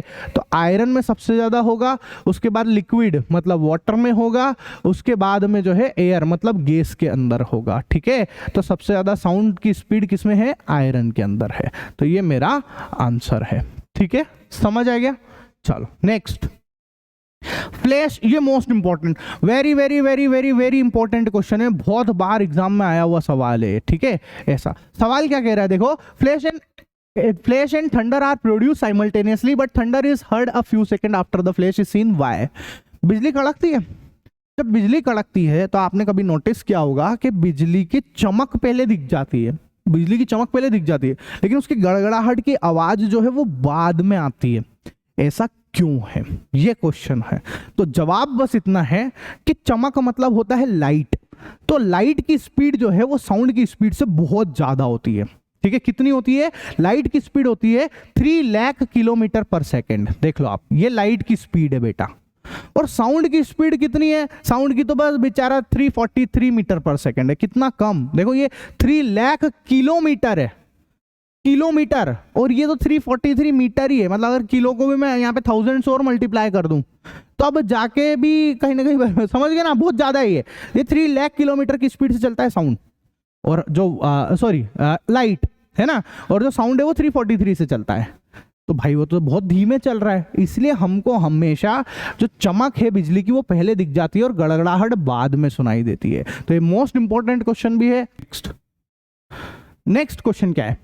Calculate the wavelength of sound wave whose frequency is 220 hertz and speed is 440 metre per second in a given medium. ठीक है, तो आपसे वेवलेंथ पूछा, लेमडा की वैल्यू पूछ ली है। ठीक है, उस फ्रीक्वेंसी इज 220 हर्ट्ज, फ्रीक्वेंसी आपको दे रखा है 220 हर्ट्ज एंड स्पीड इज, और आपको वेलोसिटी दे रखी है, स्पीड दे रखी है 440 metre per second in a given medium. ठीक है, तो मेरे को पता है कि वेलोसिटी इज इक्वल टू होता है डिस्टेंस, डिस्टेंस अपॉन टाइम। तो डिस्टेंस है लेमडा और अपॉन में टाइम। ठीक है, हमको एक और फॉर्मूला भी आता है क्या, कि वेलोसिटी इज इक्वल टू ये लेमडा और 1/t को मैं लिख सकता हूँ न्यू। ठीक है, तो v is equal to lambda nu मैंने लगाया है ना। तो अब आप ध्यान से देखो, अच्छा मेरे से उसने जो चीज पूछी है लेमडा पूछी है। ठीक है, तो देखना आप, अब मैं क्या कर रहा हूँ, v की वैल्यू कितनी है 440, ये लिखा मैंने 440 इज इक्वल टू लेमडा मेरे से पूछा है उसने, ये लो सर। न्यू मेरे को कितना दे रखा है, न्यू मेरे को कितना दे रखा है बेटा उसने, न्यू हमको जो है वो दे रखा है 220। ठीक है, तो न्यू हमारे पास है 220। चलो, तो लेमडा बराबर कितना आया 440 अपॉन, इसको इधर टपका लो 220। तो लेमडा इज इक्वल टू 10 से 10 गया, इससे इसको कैंसिल करेंगे 2, तो लेमडा आ गया बेटा 2 मीटर। ये मेरा आंसर है।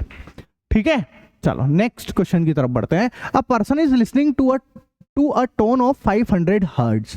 ठीक है, हर्ट्ज मतलब फ्रीक्वेंसी दे दी उसने, तो फ्रीक्वेंसी है 500 hertz, sitting in a distance of 450 metre from the source of the sound. ठीक है, वो 450 मीटर की डिस्टेंस पे बैठा हुआ है। What is the time interval between successive compression from the source? Time interval पूछा, तो बेसिकली टाइम की वैल्यू पूछी है, टाइम इंटरवल की वैल्यू। तो भाई टाइम तो मेरे को पता है फ्रीक्वेंसी का जस्ट उल्टा होता है, तो टाइम इज इक्वल टू 1/500। ठीक है, तो यहां से इसको डिवाइड कर दो आप, सिंपल सा इसको डिवाइड कर दो, तो ये तो 2 पॉइंट लगेगा इसे यहाँ पे है ना, और ये तो 1 0 और ये पॉइंट है तो 0.002। ठीक है, और ये सेकंड, ये हमारा डिवाइड आ चुका। ठीक है, कोई गड़बड़ नहीं ना? ठीक है, चलो इसके बाद नेक्स्ट क्वेश्चन क्या कह रहा है, पिच। नेक्स्ट क्वेश्चन नहीं है, नेक्स्ट टॉपिक है पिच। क्या कह, पिच क्या होता है? तो देखो पिच किसको कहते हैं, ध्यान से समझना। How the brain interpret the frequency of an emitted sound is called the pitch. ठीक है, मतलब अपना दिमाग आने वाले साउंड को कैसे इंटरप्रेट करता है, उसी को हम पिच कहते हैं। हम पिच की मदद से समझ पाते हैं कि साउंड किस तरीके का है। ठीक है, जैसे समझो गिटार भी बज रहा है और इधर से फ्लूट भी बज रहा है, लेकिन हमको समझ में आता है ना कि भैया जो है ये गिटार की आवाज़ है, ये फ्लूट की आवाज़ है, ये हमको समझ पड़ता है ना कि ये लड़के की आवाज़ है, ये लड़की की आवाज़ है। तो ये कैसे पता, भले हम देख नहीं रहे, ठीक है, आंखें बंद कर दी, पर हमको इतना समझ पड़ जाता है ना कि कौन किसकी आवाज़ है। तो भैया ये पिच की वजह से हो पाता है। तो पिच क्या है, हमारे ब्रेन की कैपेबिलिटी, एबिलिटी है कि भैया वो साउंड को किस तरीके से इंटरप्रेट कर रहा है, इसको हम पिच बोलते हैं। ठीक है, तो how the brain interpret the frequency, ठीक है, इसको हम पिच बोलते हैं बेटा। ठीक है, चलो तो पिच जो है ध्यान से समझना है ना। The faster the vibration of the source the higher is the frequency. मतलब अगर वाइब्रेशन बहुत ज्यादा होगा तो फ्रीक्वेंसी भी ज्यादा होगी, है ना, और अगर फ्रीक्वेंसी ज्यादा होगी तो पिच भी ज्यादा होगा। ठीक है, तो ध्यान से समझ लो, अगर वाइब्रेशन ज्यादा, ठीक है, क्या बोल रहे हैं कि वाइब्रेशन जो है वो ज्यादा होगा तो भैया फ्रीक्वेंसी जो है वो भी ज्यादा होगी, है ना, फ्रीक्वेंसी ज्यादा होगी तो भैया पिच भी ज्यादा होगी। ठीक है, तो यहाँ पे जो है आप, ये मेरे पास में 2 ग्राफ बने हुए हैं। ठीक है, 2 ग्राफ बने हुए हैं ऐसे, ऊपर वाले के वाइब्रेशन कम है वाइब्रेशन कम है, फ्रीक्वेंसी कम है और पिच भी कम है। लेकिन नीचे देखो आप, बहुत सारे वाइब्रेशन हो गए, बहुत सारे, तो फ्रीक्वेंसी भी ज्यादा और पिच भी ज्यादा। तो नीचे वाला ग्राफ जो है हाई पिच का ग्राफ है, हाई फ्रीक्वेंसी का ग्राफ है, और ऊपर वाला जो है लो पिच का ग्राफ है बेटा। ठीक है, चलो लॉजिक समझ में आ गया? ठीक है, नेक्स्ट एक और एग्जांपल पूछते हैं, ये है ना, एक क्वेश्चन पूछ लेते हैं।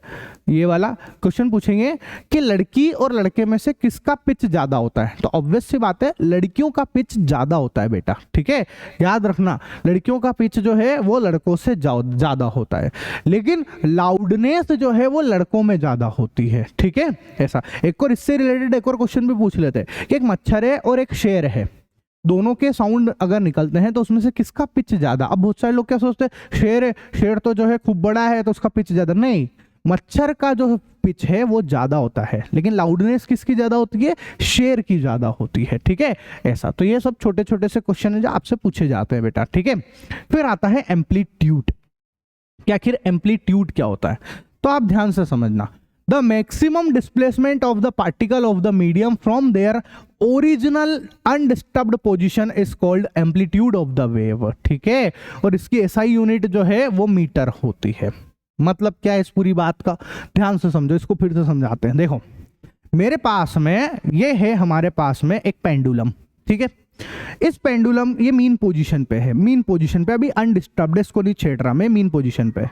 यहां से ये इधर गया, जितना मैक्सिमम जाएगा फिर ये इधर पलट के आएगा, फिर ये इधर जाएगा, फिर पलट के इधर आएगा। मतलब इसकी मीन पोजीशन से जितना मैक्सिमम गया, मतलब इधर गया जहां से फिर ये पलट के आ रहा है, फिर इधर भी जितना मैक्सिमम गया, तो मीन पोजीशन से जितना मैक्सिमम ये जा रहा है, वो जो मैक्सिमम जितना ये जा रहा है उसी को हम एम्पलीट्यूड बोलते हैं। क्या बोलते हैं? एम्पलीट्यूड। मैक्सिमम कितना डिस्प्लेसमेंट हुआ है उसी को हम एम्पलीट्यूड बोलते हैं। ठीक है, समझ में आ गया? एम्पलीट्यूड क्या है? मैक्सिमम डिस्प्लेसमेंट है भैया मीन पोजीशन से, उसको एम्पलीट्यूड बोलते हैं। यहां पे ग्राफ में एम्पलीट्यूड कैसे दिखता है? देखो, ये जो है ना, ये बीच में जो ये लाइन खींच रखी है, जो एक्सिस है हमारा एक्स एक्सिस, ये है मीन पोजीशन बेटा। जो हमारा एक्स एक्सिस है ये मीन पोजीशन है। कौन सी पोजीशन है? मीन पोजीशन है। ठीक है, ऐसा। और जितना ऊपर आपका ग्राफ गया है, जैसे ये ऊपर की तरफ भी गया है, ठीक है, तो ये इसका एम्पलीट्यूड है। क्या है ये? एम्पलीट्यूड है। मैक्सिमम डिस्प्लेसमेंट हुआ ना यहाँ पे, तो ये एम्पलीट्यूड है। सेम नीचे जितना गया, सेम नीचे जितना गया, तो ये उसका एम्पलीट्यूड है। मीन पोजीशन से मैक्सिमम डिस्प्लेसमेंट, ये उसका एम्पलीट्यूड है। ऊपर जितना गया वो भी एम्पलीट्यूड, नीचे गया उतना भी। सर ऊपर नीचे दोनों अलग अलग कैसे? देख, समझ कि ये है, इधर जाएगा फिर इधर आएगा, है ना। तो इधर जाने वाले को मान लो कि मैंने ऊपर बना लिया, और इधर वाला है जो है वो नीचे बना हुआ है, इसलिए दो दो बन के आ रहे हैं, दो दो जगह पे एम्पलीट्यूड लिख रहे हैं। तो मैक्सिमम डिस्प्लेसमेंट को ही एम्पलीट्यूड बोलते हैं बेटा। ठीक है, और इसकी एसआई यूनिट क्या है? मीटर है। लॉजिक समझ में आ गया?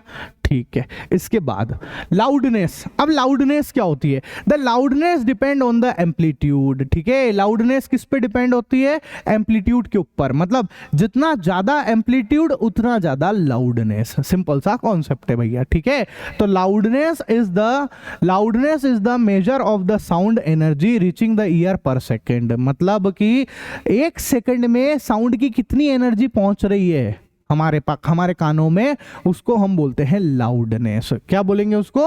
लाउडनेस बोलेंगे। ठीक है, अच्छा सर, तो यहाँ पे एम्पलीट्यूड जितना ज्यादा, लाउडनेस उतना ही ज्यादा। ठीक है, तो दो आपके सामने यहाँ पे ग्राफ बने हुए हैं, है ना।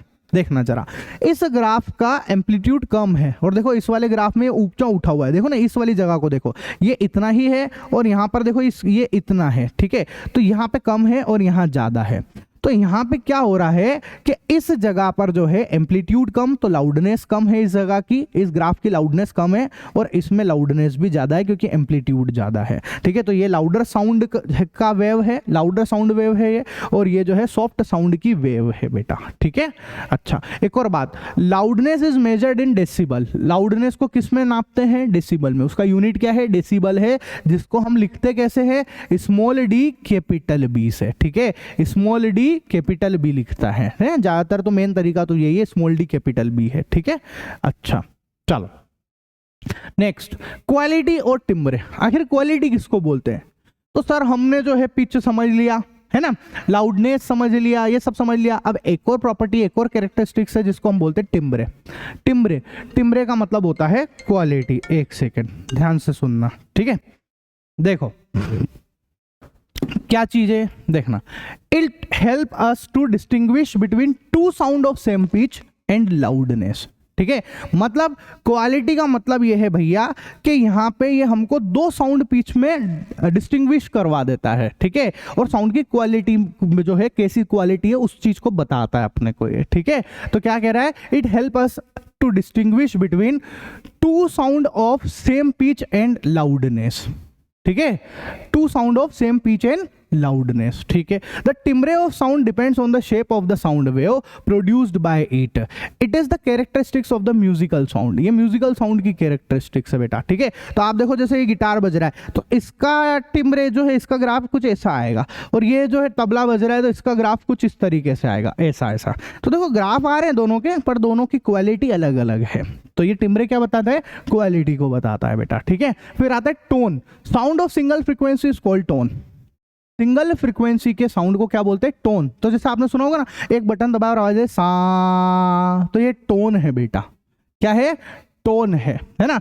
नोट, नोट क्या होते हैं, बहुत सारे साउंड का मिक्सचर, ठीक है। उसको क्या बोलते हैं, a sound that produce when several frequencies are mixed, ठीक है। बहुत सारी फ्रीक्वेंसी मिक्स्ड हो गई है, उसको हम बोल देते हैं नोट। तो जैसे देखो सा रे गा मा पा धा नी सा, सुना होगा ना आपने।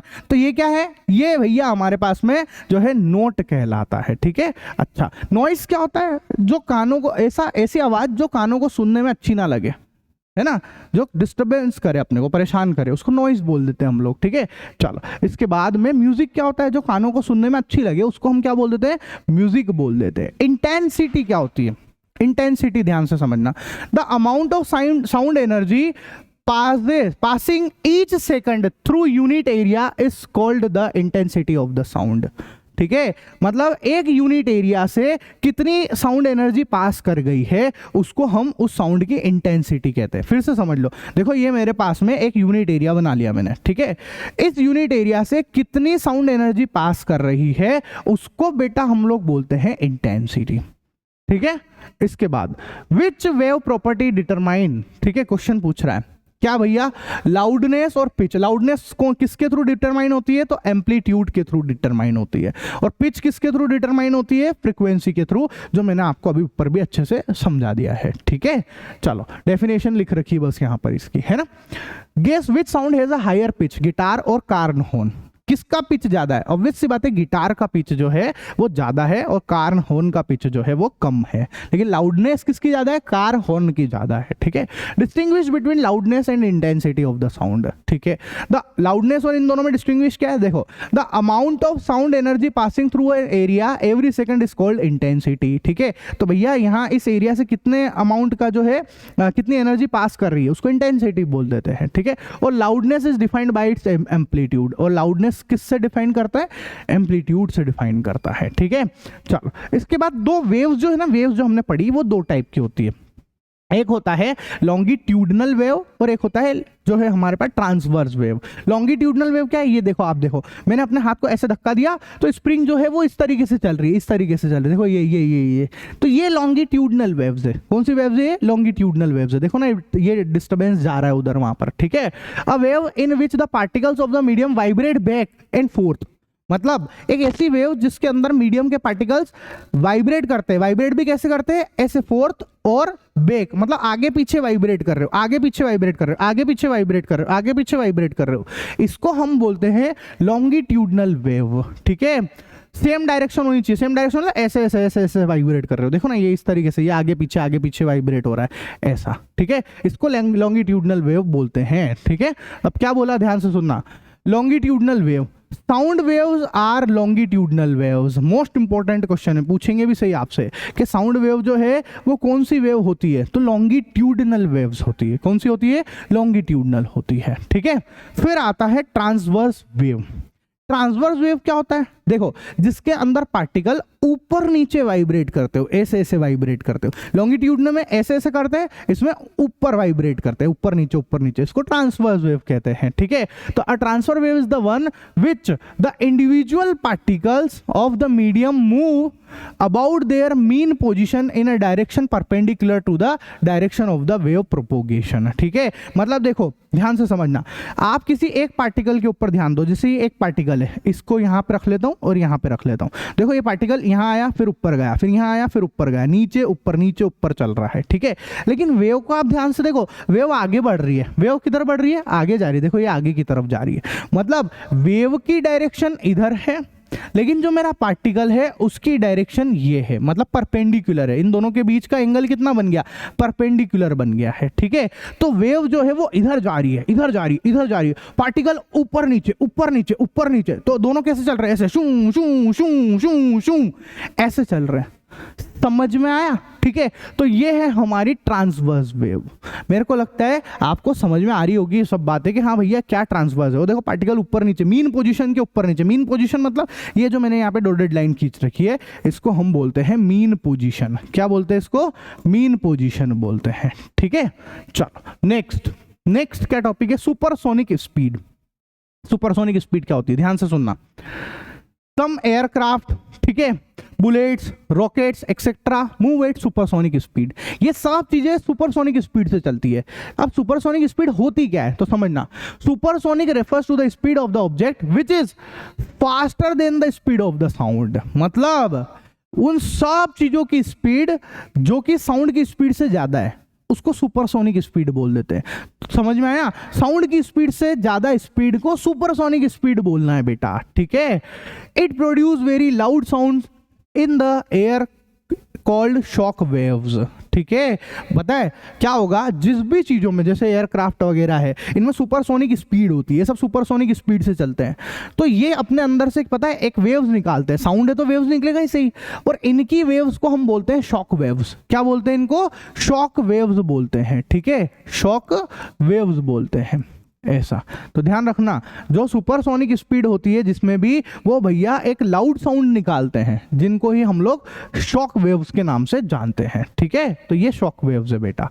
चलो सोनिक बूम क्या होता है, ये भी क्वेश्चन पूछा जाता है कि आखिर सोनिक बूम किसको कहते हैं। तो देखना जरा, shock waves carries a large amount of energy. जो शॉक वेव्स है उसमें बहुत सारी एनर्जी होती है, ऑब्वियस सी बात है, साउंड है वो बहुत ज्यादा एनर्जी होती है।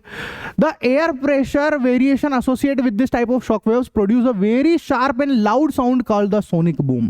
तो इसमें जो ये शॉक वेव्स चल रही है, इसके खुद का जो साउंड होता है वो बहुत खतरनाक होता है, बहुत भयंकर, बहुत ज्यादा होता है, और उसी साउंड को, इस शॉक वेव के साउंड को हम बोलते हैं सोनिक बूम। क्या बोलते हैं, सोनिक बूम बोलते हैं बेटा। तो ये सोनिक बूम है, और ये इतना खतरनाक होता है कि अगर मान लो एयरक्राफ्ट गलती से थोड़ा नीचे से उड़ जाए ना अगर कहीं, है ना, तो बिल्डिंग्स जो होती है ना उसके कांच वांच फोड़ के निकल जाती है, वो इतना तेज होता है भैया ये, ठीक है ऐसा। फिर आता है नेक्स्ट टॉपिक हमारे पास में, रिफ्लेक्शन ऑफ साउंड। अब देखो रिफ्लेक्शन ऑफ साउंड क्या होता है, ध्यान से समझना। मैंने जैसे समझो कि ये स्पीकर है, यहां से साउंड गया, ऐसे टकराएगा और टकरा के वापस इधर आया, क्या हुआ, वापस से देखो, ये गया टकराया और टकरा के वापस आया, फिर से देखो गया टकराया टकरा के वापस आया। इसको बोलते हैं हम लोग रिफ्लेक्शन ऑफ साउंड। क्या बोलते हैं इसको, रिफ्लेक्शन ऑफ साउंड बेटा, ठीक है।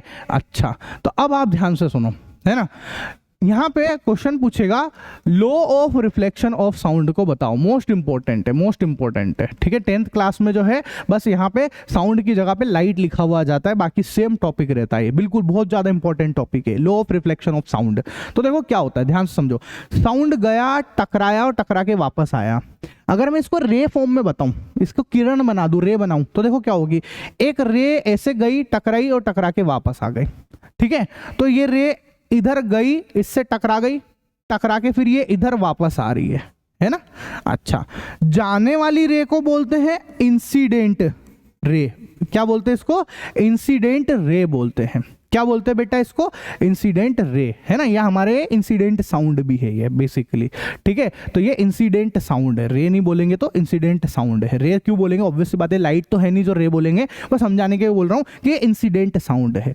इधर वाला कौन सा साउंड हो जाएगा, रिफ्लेक्टेड साउंड हो जाएगा। क्या हो जाएगा बेटा, रिफ्लेक्टेड साउंड हो जाएगा, ठीक है। और ये जो बीच में लाइन है ना, बीच में लाइन, ये है नॉर्मल। क्या है? नॉर्मल है, ये नॉर्मल है बेटा, ठीक है। तो नियम पता है क्या है, रूल क्या क्या है? लॉ ऑफ रिफ्लेक्शन, मतलब कौन कौन से लॉ है? तो दो ही लॉ होते हैं, याद भी रखने अपने को। क्या?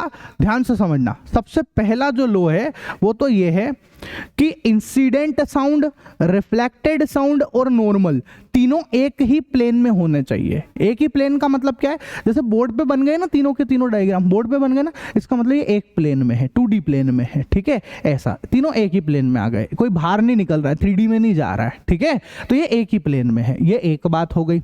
दूसरा, जो हमारा ये वाला एंगल है, देखो ये इंसिडेंट साउंड है और ये नॉर्मल है, तो इन दोनों के बीच का एंगल कहलाता है small I, incident angle. Same to same normal और रिफ्लेक्टेड साउंड के बीच के एंगल को बोलते हैं स्मॉल आर, रिफ्लेक्टेड एंगल। तो यहाँ पे इंसिडेंट और रिफ्लेक्टेड दोनों बराबर होने चाहिए, दोनों एंगल बराबर होने चाहिए। आई जो है वो आर के बराबर आना चाहिए। क्या आना चाहिए बेटा? आई बराबर आर आता है, हमेशा ऐसे ही होता है कि incident angle is equal to reflected angle है। क्लियर है? ठीक है, कोई दिक्कत हो तो बोलो, नहीं ना? ठीक, नेक्स्ट। तो ये ना आपकी किताब में एक फोटो भी बना रखा है कि अगर आप यहाँ से बोलोगे, ऐसे बोलोगे, इस वाले पाइप में से बोलोगे हेलो हेलो, तो ये साउंड यहाँ से जाके टकराएगा, और अगर कोई इधर कान लगा के बैठा हुआ है ना, ऐसे करके कोई ऐसे ऐसे कान लगा के सुन रहा है, तो उसको सुनाई दे जाएगा। क्यों हो रहा है ऐसा? रिफ्लेक्शन की वजह से, साउंड का रिफ्लेक्शन की वजह से ऐसा होता है बेटा, ठीक है। चलो नेक्स्ट, इको। इको क्या होता है? अब आप लोग बहुत बार पहाड़ी पे घूमने उमने तो गए होंगे, अरे अपनी गर्लफ्रेंड के साथ गए होंगे। अरे सर कहाँ सर, मम्मी पापा भी नहीं ले जाते हमको, आप गर्लफ्रेंड की बात कर रहे हो, है ना? और कहाँ जूते पड़ाओगे? अरे कोई बात नहीं, जाएगा भाई, तेरे भी दिन आएंगे, अच्छे दिन आएंगे, कहाँ टेंशन ले रहा है इतना, ठीक है। तो देखो क्या कह रहे हैं, ध्यान से सुनना। यहाँ पे जब हम पहाड़ी पे घूमने जाते हैं और बहुत सारे लोग हैं ना, होते हैं आशिक टाइप के लोग, वो चिल्लाते हैं वहां से, ठीक है, आई लव यू। जैसे आपने आवाज लगाई आई लव यू, तो पता है कैसे आवाज आती है? ध्यान से सुनना। आप चिल्लाए आई लव यू, तो उधर से पलट के आवाज आती है I love you love you love you love you, ऐसे सुनाई देता है वहां पर, ठीक है। तो आखिर ये जो चीज हो रही है, ये जो फिनोमेना हो रहा है, इसी को हम इको बोलते हैं। क्या बोलते हैं इसको? इसको इको बोलते हैं बेटा, ठीक है। The phenomena where the sound produce is heard again, मतलब कि वो दोबारा से सुनाई दे जाए। और क्यों सुनाई दे रहा है? Due to the reflection is called echo, ठीक है। रिफ्लेक्शन की वजह से वो हमको सुनाई देता है। मतलब कि यहां से मैं बोला, जैसे मैं हेलो बोला, तो हेलो गया पहाड़ी से टकरा के वापस आएगा, है ना? तो ये रिफ्लेक्शन की वजह से वापस आ रहा है, और इसी को इको भी बोलते हैं, ठीक है। वापस से सुनाई देता है मेरे को। चलो, to hear distinct echo the time interval between the original sound and the reflected one must be at least 0.1 second. Most important बात है, वेरी इंपॉर्टेंट बात है, ध्यान से सुन लो। देखो, आप यहां से चिल्लाए, ये साउंड वहां गया, टकराया और वापस आया, ठीक है।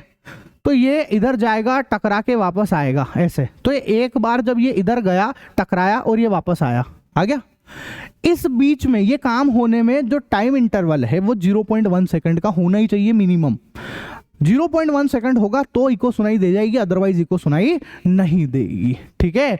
If we take the speed of the sound to be 344 metre per second, ठीक है, at a given temperature say 22 degree centigrade in air, the sound must go to the obstacle and reach back the ear of the listener of the reflection after 0.1 second. तो ये वही बात है कि 0.1 second के बाद में टकरा के वापस आता है, ठीक है। Hence the total distance covered by the sound from the point of generation of the reflecting surface and the back should be at least 344 into 0.1, मतलब 34.4 मीटर होती है, ठीक है। मतलब पता है हम क्या निकाल रहे हैं, क्या कर रहे हैं? ध्यान से सुनो। यहाँ से ये साउंड गया, टकरा के ये वापस आ गया, पता है। तो साउंड का यहाँ जाना और टकरा के वापस आना, तो उसने कितनी डिस्टेंस चल ली पता है? ये चल ली उसने 34.4 मीटर की डिस्टेंस से चल ली है। कैसे निकाला? सिंपल सा फॉर्मूला लगाया, speed is equal to distance upon time होता है, तो distance is equal to speed into time लगा दिया हमने, ठीक है। ये लगाया, देखो, distance is equal to speed into time. Speed मेरे पास है 344, टाइम मेरे पास है 0.1, ठीक है। तो कितना? 0.1 से मल्टीप्लाई कर दो तो 34.4, तो ये मेरे पास में डिस्टेंस आ गई है। अब ये डिस्टेंस कौन सी आ रही है? जाना और आना, आने जाने वाली डिस्टेंस आ गई है बेटा, ठीक है। जाके आने वाली डिस्टेंस है, तो जाके आने वाली डिस्टेंस कितनी है? 34.4 मीटर की डिस्टेंस आ जाएगी, ठीक है। अच्छा, अब आप ध्यान से समझो। अगर मैं पूछूं कि सिर्फ जाने जाने वाली डिस्टेंस कितनी होगी, तो आप क्या करोगे, सिंपल इसको 2 से डिवाइड कर दोगे तो 17.2 आ जाएगा, 17.2 मीटर आ जाएगा, ठीक है। तो इसीलिए मैंने यहां पर भी लिख रखा है कि सिर्फ जाने वाली डिस्टेंस क्या होगी, 17.2 मीटर होगी, ठीक है। समझ में आ गई बात। चलो नेक्स्ट, इको का बहुत सारा आप देखना, जो बिजली की गड़गड़ाहट होती है ना, लगातार बार बार होती है, वो भी इको की वजह से ही होती है कहीं ना कहीं, ठीक है, ऐसा। नेक्स्ट आता है रिवर्ब, ठीक है, रिवर्बेशन। अब बहुत सारे लोग क्या है, जब कमरे के अंदर होते हैं ना, तो वो कमरे के अंदर भी आवाज गूंजती है, ठीक है, उस गूंज को वो इको बोलते हैं, पर एक्चुअल में वो इको नहीं है, वो रिवर्ब है बेटा। क्या है वो रिवर्ब है ना। इको कहाँ होती है, बाहर पहाड़ वाली जगह पे जाते हैं अपन, तो वहां पे इको बनेगी, ठीक है। यहाँ पे रिवर्ब होता है वो, ठीक है। तो ये जो है ये रिवर्ब है। अब रिवर्ब कैसे, मान लो कि अगर मैं इस कमरे में हूँ, अगर मैंने यहाँ म्यूजिक चला लिया या साउंड आ रहा है, तो क्या होगा, वो दीवारों से टकराएगा साउंड और ऐसे ऐसे चलता रहता है, ठीक है। ये ऐसे दीवार से टकराते रहता है और आवाज गूंजती रहती है, इसको रिवर्ब बोलते हैं बेटा, ठीक है। अब इस रिवर्ब की वजह से लेकिन साउंड की क्वालिटी खराब हो जाती है, बिगड़ जाती है। इसीलिए तो फिर हम लोग भी इसीलिए तो ये ऐसे ऐसे वाले माइक यूज करते हैं, इतने महंगे महंगे जो है 30,000 के, और ये सब क्यों यूज कर रहे हैं, इसीलिए तो यूज कर रहे हैं, क्योंकि अगर ये माइक यूज ना करेंगे तो यहाँ पे जो है आवाज वगैरह गूंजेगी या बाहर से नॉइस वगैरह आएगा, उस सबको हटा देता है ये, रिवर्ब को भी हटा देता है ये, ठीक है। अच्छा सर, बढ़िया। अब ध्यान से सुनो, हाउ टू रिड्यूस रिवर्ब। तो अब ये रिवर्ब बेकार है, तो इसको रिड्यूस कैसे कर सकते हैं, तो देखो बहुत सारे इसके एप्लीकेशन है। क्या है, आप अगर मूवी देखने गए हो ऑडिटोरियम में बैठे, सोचो वहाँ रिवर्ब हो रहा है, तो आपको मजा आएगा क्या मूवी देखने में, नहीं। इसलिए थिएटर के अंदर पता है क्या करते हैं, यहाँ पे जो है इस टाइप की जो है इकोस्टिक शीटें लगा देते हैं, या वहाँ की सीटें जो है एकदम हार्ड कपड़े की या हार्ड मटेरियल की बना देते हैं, जिससे साउंड जो है इसी के ये एब्जॉर्ब कर लेती है साउंड को, ठीक है। वापस साउंड इनसे टकरा के नहीं आता, ये एब्जॉर्ब कर लेती है, गद्दीदार बना देते हैं, इससे रिवर्ब जो है वो कम हो जाता है, ठीक है। अच्छा, uses of multiple reflection of sound. अब आखिर मल्टीपल रिफ्लेक्शन के और क्या क्या यूजेस है, साउंड का मल्टीपल रिफ्लेक्शन हो ना, टकराया इधर, टकराया इधर, टकराया इधर, टकराया, इसके यूजेस क्या क्या है, बहुत सारे यूजेस है, बहुत सारे यूजेस है बेटा, ठीक है। जैसे कि जितने भी इंस्ट्रूमेंट वगैरह बनाए गए हैं, म्यूजिक इंस्ट्रूमेंट, उसमें भी यूज होता है, ठीक है। जैसे मेगाफोन्स है, लाउड स्पीकर है, हॉर्न है, musical instrument such as trumpets है ना, and shehnais, or are designed to send sound in a particular direction without spreading it all direction, ठीक है। ये सब जो है इसी कॉन्सेप्ट का यूज करते हैं, ठीक है। In this instrument a tube followed by a conical opening reflect sound successively to guide most of the sound wave from the source in the forward direction towards the audience, ठीक है। तो इसमें conical opening tubes होती है, जिसकी वजह से जो है जिधर भेजना होता है साउंड को उधर ही भेज पाते हैं, ठीक है, ऐसा। और क्या क्या यूजेस हैं, तो अब देखो आप बहुत सारे यूजेस हैं, आपसे पूछेंगे एग्जाम में क्या क्या है। सबसे पहला तो स्टेथोस्कोप वाला, डॉक्टर साहब को आपने देखा होगा ना, बीमार हो जाते हैं लगाते हैं स्टेथोस्कोप, ठीक है, वो नली सी लगाते रहते हैं जो है ना, स्टेथोस्कोप बोलते हैं बेसिकली उसको।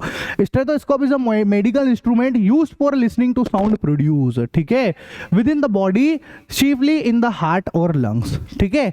तो हार्ट और लंग्स के अंदर किस तरीके का साउंड प्रोड्यूस हो रहा है उसको सुनने के लिए जो है वो हम किसका यूज करते हैं, स्टेथोस्कोप का यूज करते हैं। In stethoscope the sound of the patient heartbeat है ना reaches the doctor's ear by multiple reflection of sound, ठीक है। तो भैया पेशेंट की हार्ट बीट जो है डॉक्टर के कानों तक पहुंचती है, कैसे पहुंचती है, मल्टीपल रिफ्लेक्शन की वजह से पहुंच जाती है, ठीक है। Generally the ceiling of the concert hall, conference hall and cinema hall are curved so that sound after reflection reaches all corner of the halls, ठीक है। आप देखना ज्यादातर जो है जगह पे जो सीलिंग वगैरह बनाई जाती है वो इस तरीके से बनाई जाती है, कर्व बनाई जाती है। कर्व क्यों बनाई जाती है, ताकि साउंड सब दूर पूरे सिनेमा हॉल में फैल जाए बेटा, ठीक है। क्वेश्चन है कि a person clapped his hand near a cliff, ठीक है भैया, and heard the echo after 2 second, ठीक है। तो उसने बोला कि जो टाइम है वो कितना है, 2 सेकेंड है ना। What is the distance of the cliff from the person if the speed is 346 metre per second, और आपसे डिस्टेंस पूछी गई है, ठीक है। चलो तो हम डिस्टेंस यहाँ पे निकाल लेते हैं, ध्यान से सुनना। उसने क्लिप के पास में जाके ऐसे क्लैप किया, ठीक है, क्लिप किया तो साउंड प्रोड्यूस हो गया, साउंड प्रोड्यूस हो गया तो वो साउंड जो है यहाँ से टकरा के वहाँ गया होगा क्लिप पे, और क्लिप से टकरा के वापस से आ गया होगा, ठीक है। तो आपसे वो जाना आना वो डिस्टेंस पूछी है, लेकिन आपसे सिर्फ जाने जाने की पूछी है, ठीक है। और ये जो डेटा दे दिया है, टाइम दे रखा है, वो जाना आना दोनों का दे रखा है ना। तो हमको पता है कि वेलोसिटी इज इक्वल टू होता है डिस्टेंस अपॉन टाइम। बोलो होता है कि नहीं होता है, कि हाँ भैया वेलोसिटी जो है, velocity is equal to distance upon में टाइम होता है। तो हम लिख देते हैं यहाँ पे वेलोसिटी, या आप चाहो तो स्पीड भी बोल सकते हो इसको, है ना, is equal to distance upon time, ठीक है ना। वेलोसिटी मेरे को कितनी दे रखी है, 346 दे रखी है मीटर पर सेकेंड।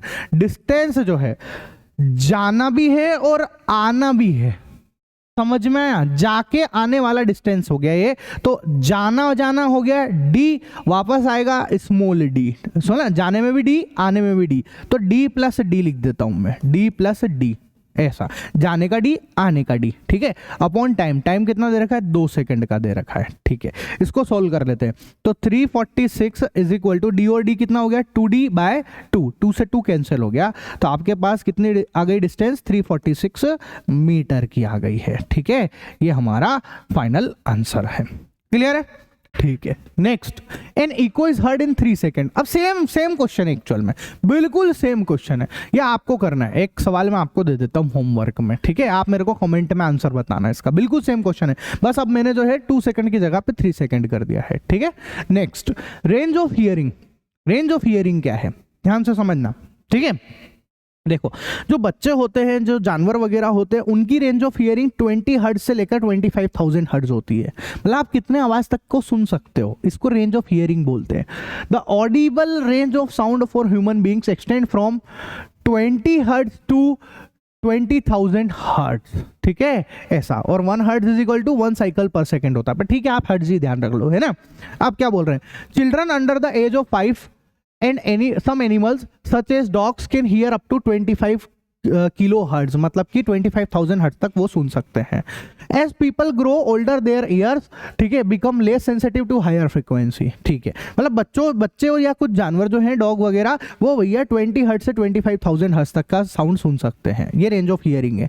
फिर थोड़ा जवान हो जाते हैं जब हम लोग, तब हम 20 हर्ट्ज से 20,000 हर्ट्ज तक को सुन लेते हैं, और बूढ़े होते जाते हैं तो हम 20 हर्ट्ज से 16,000 हर्ट्ज तक को ही सुन सकते हैं। तो ये हमारी रेंज ऑफ हियरिंग है, और जो कि हर कंडीशन में अलग अलग हो जाती है, ठीक है, बचपन में अलग, जवानी में अलग, और बुढ़ापे में अलग है। इसीलिए देखना, जो बूढ़े लोग होते हैं उनको थोड़ा कम सुनाई देने लग जाता है, ठीक है। अच्छा, इसके बाद में ध्यान से सुनो, 0 से 20 तक की जो रेंज है उसको हम बोलते हैं, 0 से 20 हर्ट्ज तक की, है ना, उसको हम बोलते हैं इंफ्रा साउंड। कौन सा साउंड बेटा, इंफ्रा, ठीक है। 20,000 से इनफाइनाइट तक के जो साउंड को हम बोलते हैं अल्ट्रासाउंड, ठीक है। और मजे की बात बताऊं, हम इसको भी नहीं सुन सकते और इसको भी नहीं सुन सकते, इन दोनों को ही नहीं सुन सकते। हम किनको सुन सकते हैं, 20 से लेकर 20,000 तक को, ठीक है, यहां से लेकर यहां तक को हम सुन सकते हैं बेटा, ठीक है। ये ऑडिबल रेंज है हमारी, समझ में आया। तो इधर वाला इंफ्रा, उधर वाला अल्ट्रा बेटा, ठीक है। चलो, इंफ्रा साउंड कौन सुनता है फिर, इंफ्रासोनिक साउंड भी बोलते हैं इसको, या इंफ्रा साउंड भी बोलते हैं। ये बहुत सारे जानवर होते हैं जो इंफ्रा साउंड को सुन लेते हैं, ठीक है। जैसे देखो गेंडा वगैरह जो दिख रहे हैं आपको, ये इंफ्रा साउंड प्रोड्यूस करते हैं। हाथी भी इंफ्रा साउंड प्रोड्यूस करती है, व्हेल वगैरह इंफ्रा साउंड प्रोड्यूस करती है बेटा, ठीक है। ऐसा इंफ्रा साउंड मतलब 5 जो है 20 हर्ट्ज से नीचे वाले, है ना, ऐसा। तो देखो, नेक्स्ट आता है इंफ्रासोनिक साउंड का और क्या क्या कहाँ पे यूज होता है। तो आप देखना, बहुत बार आपने एक चीज देखी होगी, ये जो डॉग वगैरह होते हैं ना, ये तो अचानक से रात को भौंकने लग जाते हैं या रोने लग जाते हैं, ये सब होता है। या इनको बहुत सारी एक्टिविटी पहले से पता लग जाती है, कहीं भूकंप वगैरह आना होता है तो इनको पहले से पता लग जाता है। ऐसा क्यों है, क्योंकि भूकंप वगैरह जो है इंफ्रा साउंड प्रोड्यूस करते हैं। क्या प्रोड्यूस करते हैं, इंफ्रा साउंड। तो इनको भनक पड़ जाती है क्योंकि ये सुन लेते हैं, इसलिए थोड़े अजीब से बिहेव करने लग जाते हैं, ठीक है। तो ये इंफ्रासाउंड भूकंप वगैरह प्रोड्यूस करते हैं, जिसकी वजह से फिर आप थोड़ी देर में देखोगे तो ये इनमें हलचल होती है और भूकंप वगैरह आ भी जाता है वहां पर। तो ये इंफ्रासाउंड है बेटा, ठीक है, ऐसा। तो ये जो है अलर्ट करते हैं हम लोगों को, एनिमल्स वगैरह ये। फिर आता है अल्ट्रासाउंड या अल्ट्रासोनिक साउंड भी बोलते हैं। अल्ट्रासाउंड क्या होता है, 20,000 से ऊपर का जितना भी है वो सब अल्ट्रासाउंड कहलाता है, ठीक है। फ्रीक्वेंसी हायर देन 20,000 हर्ट्ज से, ठीक है, आर कॉल्ड अल्ट्रासाउंड। कौन कौन है, जैसे कि अल्ट्रासाउंड कौन कौन प्रोड्यूस करता है, डॉल्फिन्स करती है, है ना, बेट्स करते हैं, पोर्पोइज करते हैं। तो डॉल्फिन, ये सब जितने भी चीजें जो यहाँ लिखी हुई है वो सब अल्ट्रासाउंड प्रोड्यूस करते हैं बेटा, ठीक है। फिर एप्लीकेशन ऑफ अल्ट्रासाउंड, अल्ट्रासाउंड की क्या क्या एप्लीकेशन है, बहुत ज्यादा है यार, बहुत ज्यादा है। आजकल तो क्रिकेट खेलते हैं, एज लग के निकल जाती है और पता नहीं चलता, बहुत बार के कट लगाया ना लगा तो वो अल्ट्रासाउंड की वो नहीं आती, वो एक दिखता है वहां पे, वेव्स आती रहती, फिर उसमें दिख जाता है वेव्स बन गई तो आउट बता देते हैं। समझ गए होंगे जिन जिनने भी मैच देखा है वो, ठीक है। तो वो अल्ट्रासाउंड का ही एक यूज है, बाकी और भी यूज है। जैसे देखो जो स्पाइरल ट्यूब है, जो ओल्ड शेप वाले जो पार्ट्स है, जो पीसीबी है, उन सबको क्लियर इसी के थ्रू किया जाता है, अल्ट्रासाउंड के थ्रू ही करते हैं बेटा, ठीक है। तो ये बहुत सारे पार्ट्स को क्लीन करने में काम में आता है ना। क्या क्लीन करते हैं, कैसे क्या है, एक मशीन होती है अल्ट्रासाउंड क्लीनर होता है, उसमें हम ऐसे पीसीबी को रख देते हैं, फिर हम इसमें जो है क्लीनर वगैरह डाल के इसमें से अल्ट्रा जो साउंड है वो प्रोड्यूस कराते हैं, जिसकी वजह से इसमें जो भी गंदगी होती है वो सब बाहर आ जाती है, ठीक है। वरना पीसीबी को ऐसा थोड़ा ना कि धो डालोगे पानी में तो खत्म हो जाएगी ये तो, ठीक है। इसलिए इनको साफ करने के लिए इन सब चीजों का यूज किया जाता है। और क्या क्या एप्लीकेशन है, अगर किसी दीवार के अंदर क्रैक वगैरह आ गया जो दिख नहीं रहा है लेकिन वो दीवार के स्ट्रक्चर को डैमेज करेगा, ऑब्वियस सी बात है, क्रैक वगैरह होगा तो खराब ही करेगा वो, आज नहीं तो कल। तो उसका भी पता हम अल्ट्रासोनिक साउंड की वजह से कर लेते हैं। कैसे, जैसे मान लो यहाँ क्रैक है तो हम क्या करते हैं, ध्यान से समझना है ना, हम क्या करते हैं, अल्ट्रासोनिक वेव्स जो है भेजते हैं उस दीवार के अंदर, उस बिल्डिंग के अंदर, और पीछे हम लगा देते हैं डिटेक्टर्स, ठीक है। अब ये अल्ट्रासोनिक वेव्स जा रही है ऐसे, तो डिटेक्टर डिटेक्ट करेगा, देखो यहाँ पे ये वेव्स जा रही है और नीचे भी वेव्स जा रही है, तो डिटेक्टर डिटेक्ट कर रहा है और देखो कलर जो है वो बदल रहा है बार बार। लेकिन यहाँ पे देखो एक वेव्स इधर गई और टकरा के वापस आ रही है, क्योंकि यहाँ पर क्रैक है तो ये टकरा के वापस आ रही है। तो इसके पीछे लगा हुआ जो डिटेक्टर है उसमें कुछ भी मूवमेंट नहीं, कुछ भी चीज नहीं हो रही, मतलब वो डिटेक्ट नहीं कर पाया। तो समझ जाएंगे कि यहाँ इस जगह पे कहीं ना कहीं कुछ न कुछ गड़बड़ है, मतलब यहीं पर क्रैक आया है, फिर उसको रिपेयर करेंगे, ठीक है ना। ऐसा बहुत सारी जगह पे इकोकार्डियोग्राफी, बहुत सारे हॉस्पिटल के अंदर होता है ये ईसीजी वगैरह, उसमें भी जो है अल्ट्रासाउंड का ही यूज किया जाता है बेटा, ठीक है। जैसे अपने बॉडी पार्ट जो है, हार्ट हो गया है ना, इन सब का अल्ट्रासाउंड किया जाता है जिससे पता लग जाता है, ठीक है। और जो है जो प्रेग्नेंट लेडी होती है उसके अंदर उसका बच्चा ठीक से ग्रोथ कर रहा है या नहीं कर रहा है, इन सब चीजों का पता भी जो है हम अल्ट्रासाउंड की मदद से कर लेते हैं, ठीक है। और इस टेक्निक को हम बोलते हैं अल्ट्रासोनोग्राफी। क्या बोलते हैं इसको, अल्ट्रासोनोग्राफी बोलते हैं बेटा, ठीक है। ऐसा इसके बाद में अब ध्यान से सुनना, अगर किसी को किडनी स्टोन हो गया है, जैसे हमारी किडनी है, अंदर का पार्ट देखो, किडनी अंदर से कुछ ऐसे दिखती है, अब इसमें स्टोन है, तो किडनी का स्टोन को हटाने के लिए भी अल्ट्रासाउंड का यूज करते हैं। क्या करते हैं, इसके ऊपर अल्ट्रासाउंड छोड़ देते हैं, तो ये इस स्टोन को तोड़ देती है ऐसे, तो स्टोन टूट जाएगा ऐसे, और फिर जो है वो सुसु के रास्ते जो है ऐसे बहते हुए बाहर निकल के आ जाता है, तो ऐसे किडनी जो है, किडनी स्टोन खत्म हो जाता है, ठीक है। अच्छा, व्हाट इज द क्वेश्चन है, what is the audible range of the average human ear. तो क्या है भैया, 20 हर्ट्ज से लेकर 20,000 हर्ट्ज है, ठीक है। अच्छा, what is the range of the frequency associated with the infrasound and ultrasound. Infrasound के लिए 20 हर्ट्ज से नीचे वाली, ठीक है, और अल्ट्रासाउंड के लिए 20,000 हर्ट्ज से ऊपर वाली, ये तो मैंने अभी बताई है, ठीक है। चलो अब आता है सोनार वगैरह, पर सोनार जो है ये आपके सिलेबस में नहीं है, अभी हट चुका है ये, अगर मैं इसके ऊपर अलग से वीडियो बना दूंगा, ठीक है, बाकी सिलेबस से रिमूव हो चुका है ये, ठीक है। तो ऐसे करके अपना चैप्टर होता है कंप्लीट। एक बात और बता दूं मैं आप लोगों को, देखो अगर आप लोगों को नोट्स वगैरह चाहिए, शानदार कलरफुल नोट्स, साइंस के, एसएसटी के, तो आप मैथ्स के, तो आप मेरे से जो है नोट्स वगैरह मंगवा भी सकते हैं, ऑर्डर भी कर सकते हैं, ठीक है। देखो ये एसएसटी की भी नोट्स अवेलेबल है और साइंस के भी अवेलेबल है। मैं आपको जो है साइंस के नोट्स दिखाता हूँ, है ना, बढ़िया नोट्स है, एकदम शानदार क्वालिटी के नोट्स है। तो अगर आपको चाहिए, देखो ये सारे चैप्टर इसमें आ गए ना, फिजिक्स, केमिस्ट्री, बायोलॉजी, सब कुछ कवर है एक ही के अंदर। ये देखो ऐसे, एक मिनट कोई सा चैप्टर ओपन करके दिखाते हैं आपको, जैसे ये वाला देखो, चैप्टर नंबर 5 बायोलॉजी वाला दिखाता हूँ। ये देखो इतने बढ़िया क्वालिटी के नोट्स आप लोगों को पढ़ने को मिलेंगे, और टू द पॉइंट, कोई फालतू बात नहीं, मतलब इसको पढ़ लिया तो एग्जाम की टेंशन ही खत्म हो जाएगी, और कुछ पढ़ना ही नहीं पड़ेगा। एनसीईआरटी होती है ना जो बहुत इधर उधर हौश पौश लिखी हुई है, बिल्कुल उसको प्रॉपर वे में टू द पॉइंट लिख के मैंने आप लोगों के लिए नोट्स बनाए हैं। तो ये नोट्स आपको जो है पीडीएफ फॉर्म में भी अवेलेबल है, आपको चाहिए तो हमारी आई कोचिंग ऐप है, उसको डाउनलोड कर लेना आप, ठीक है। उसके ई बुक सेक्शन से आप इसकी ई बुक्स भी ले सकते हो, और अगर आपको हार्ड कॉपी चाहिए तो आप डायरेक्ट मेरे से मंगवा भी सकते हो, ठीक है। चलो, तो आप मेरे को जो है, मेरे व्हाट्सअप नंबर है जो दे रखे हैं, उससे आप कांटेक्ट करके इन सब चीज़ों को मंगवा सकते हो बेटा, ठीक है। चलो, तो यहाँ पे मैंने आप लोगों के लिए जो है मेरे इस चैनल पे मैथ्स, साइंस और एसएसटी तीनों ही सब्जेक्ट पढ़ा रहा हूँ, ठीक है। आगे इंग्लिश भी इंक्लूड कर देंगे हम लोग। बाकी अगर आपको मज़ा आया हो, ठीक है, तो पढ़ लेना, देख लेना, बाकी की चीज़ों को भी सब्सक्राइब करना मत भूलना, हाइप का बटन दबा देना, मेरे को भी हेल्प मिलेगी, ठीक है। तो चलो मिलते हैं हम अगले लेक्चर में, है ना। तब तक के लिए टाटा बाय बाय, और आज की कहानी होती है खत्म बेटा, ठीक है।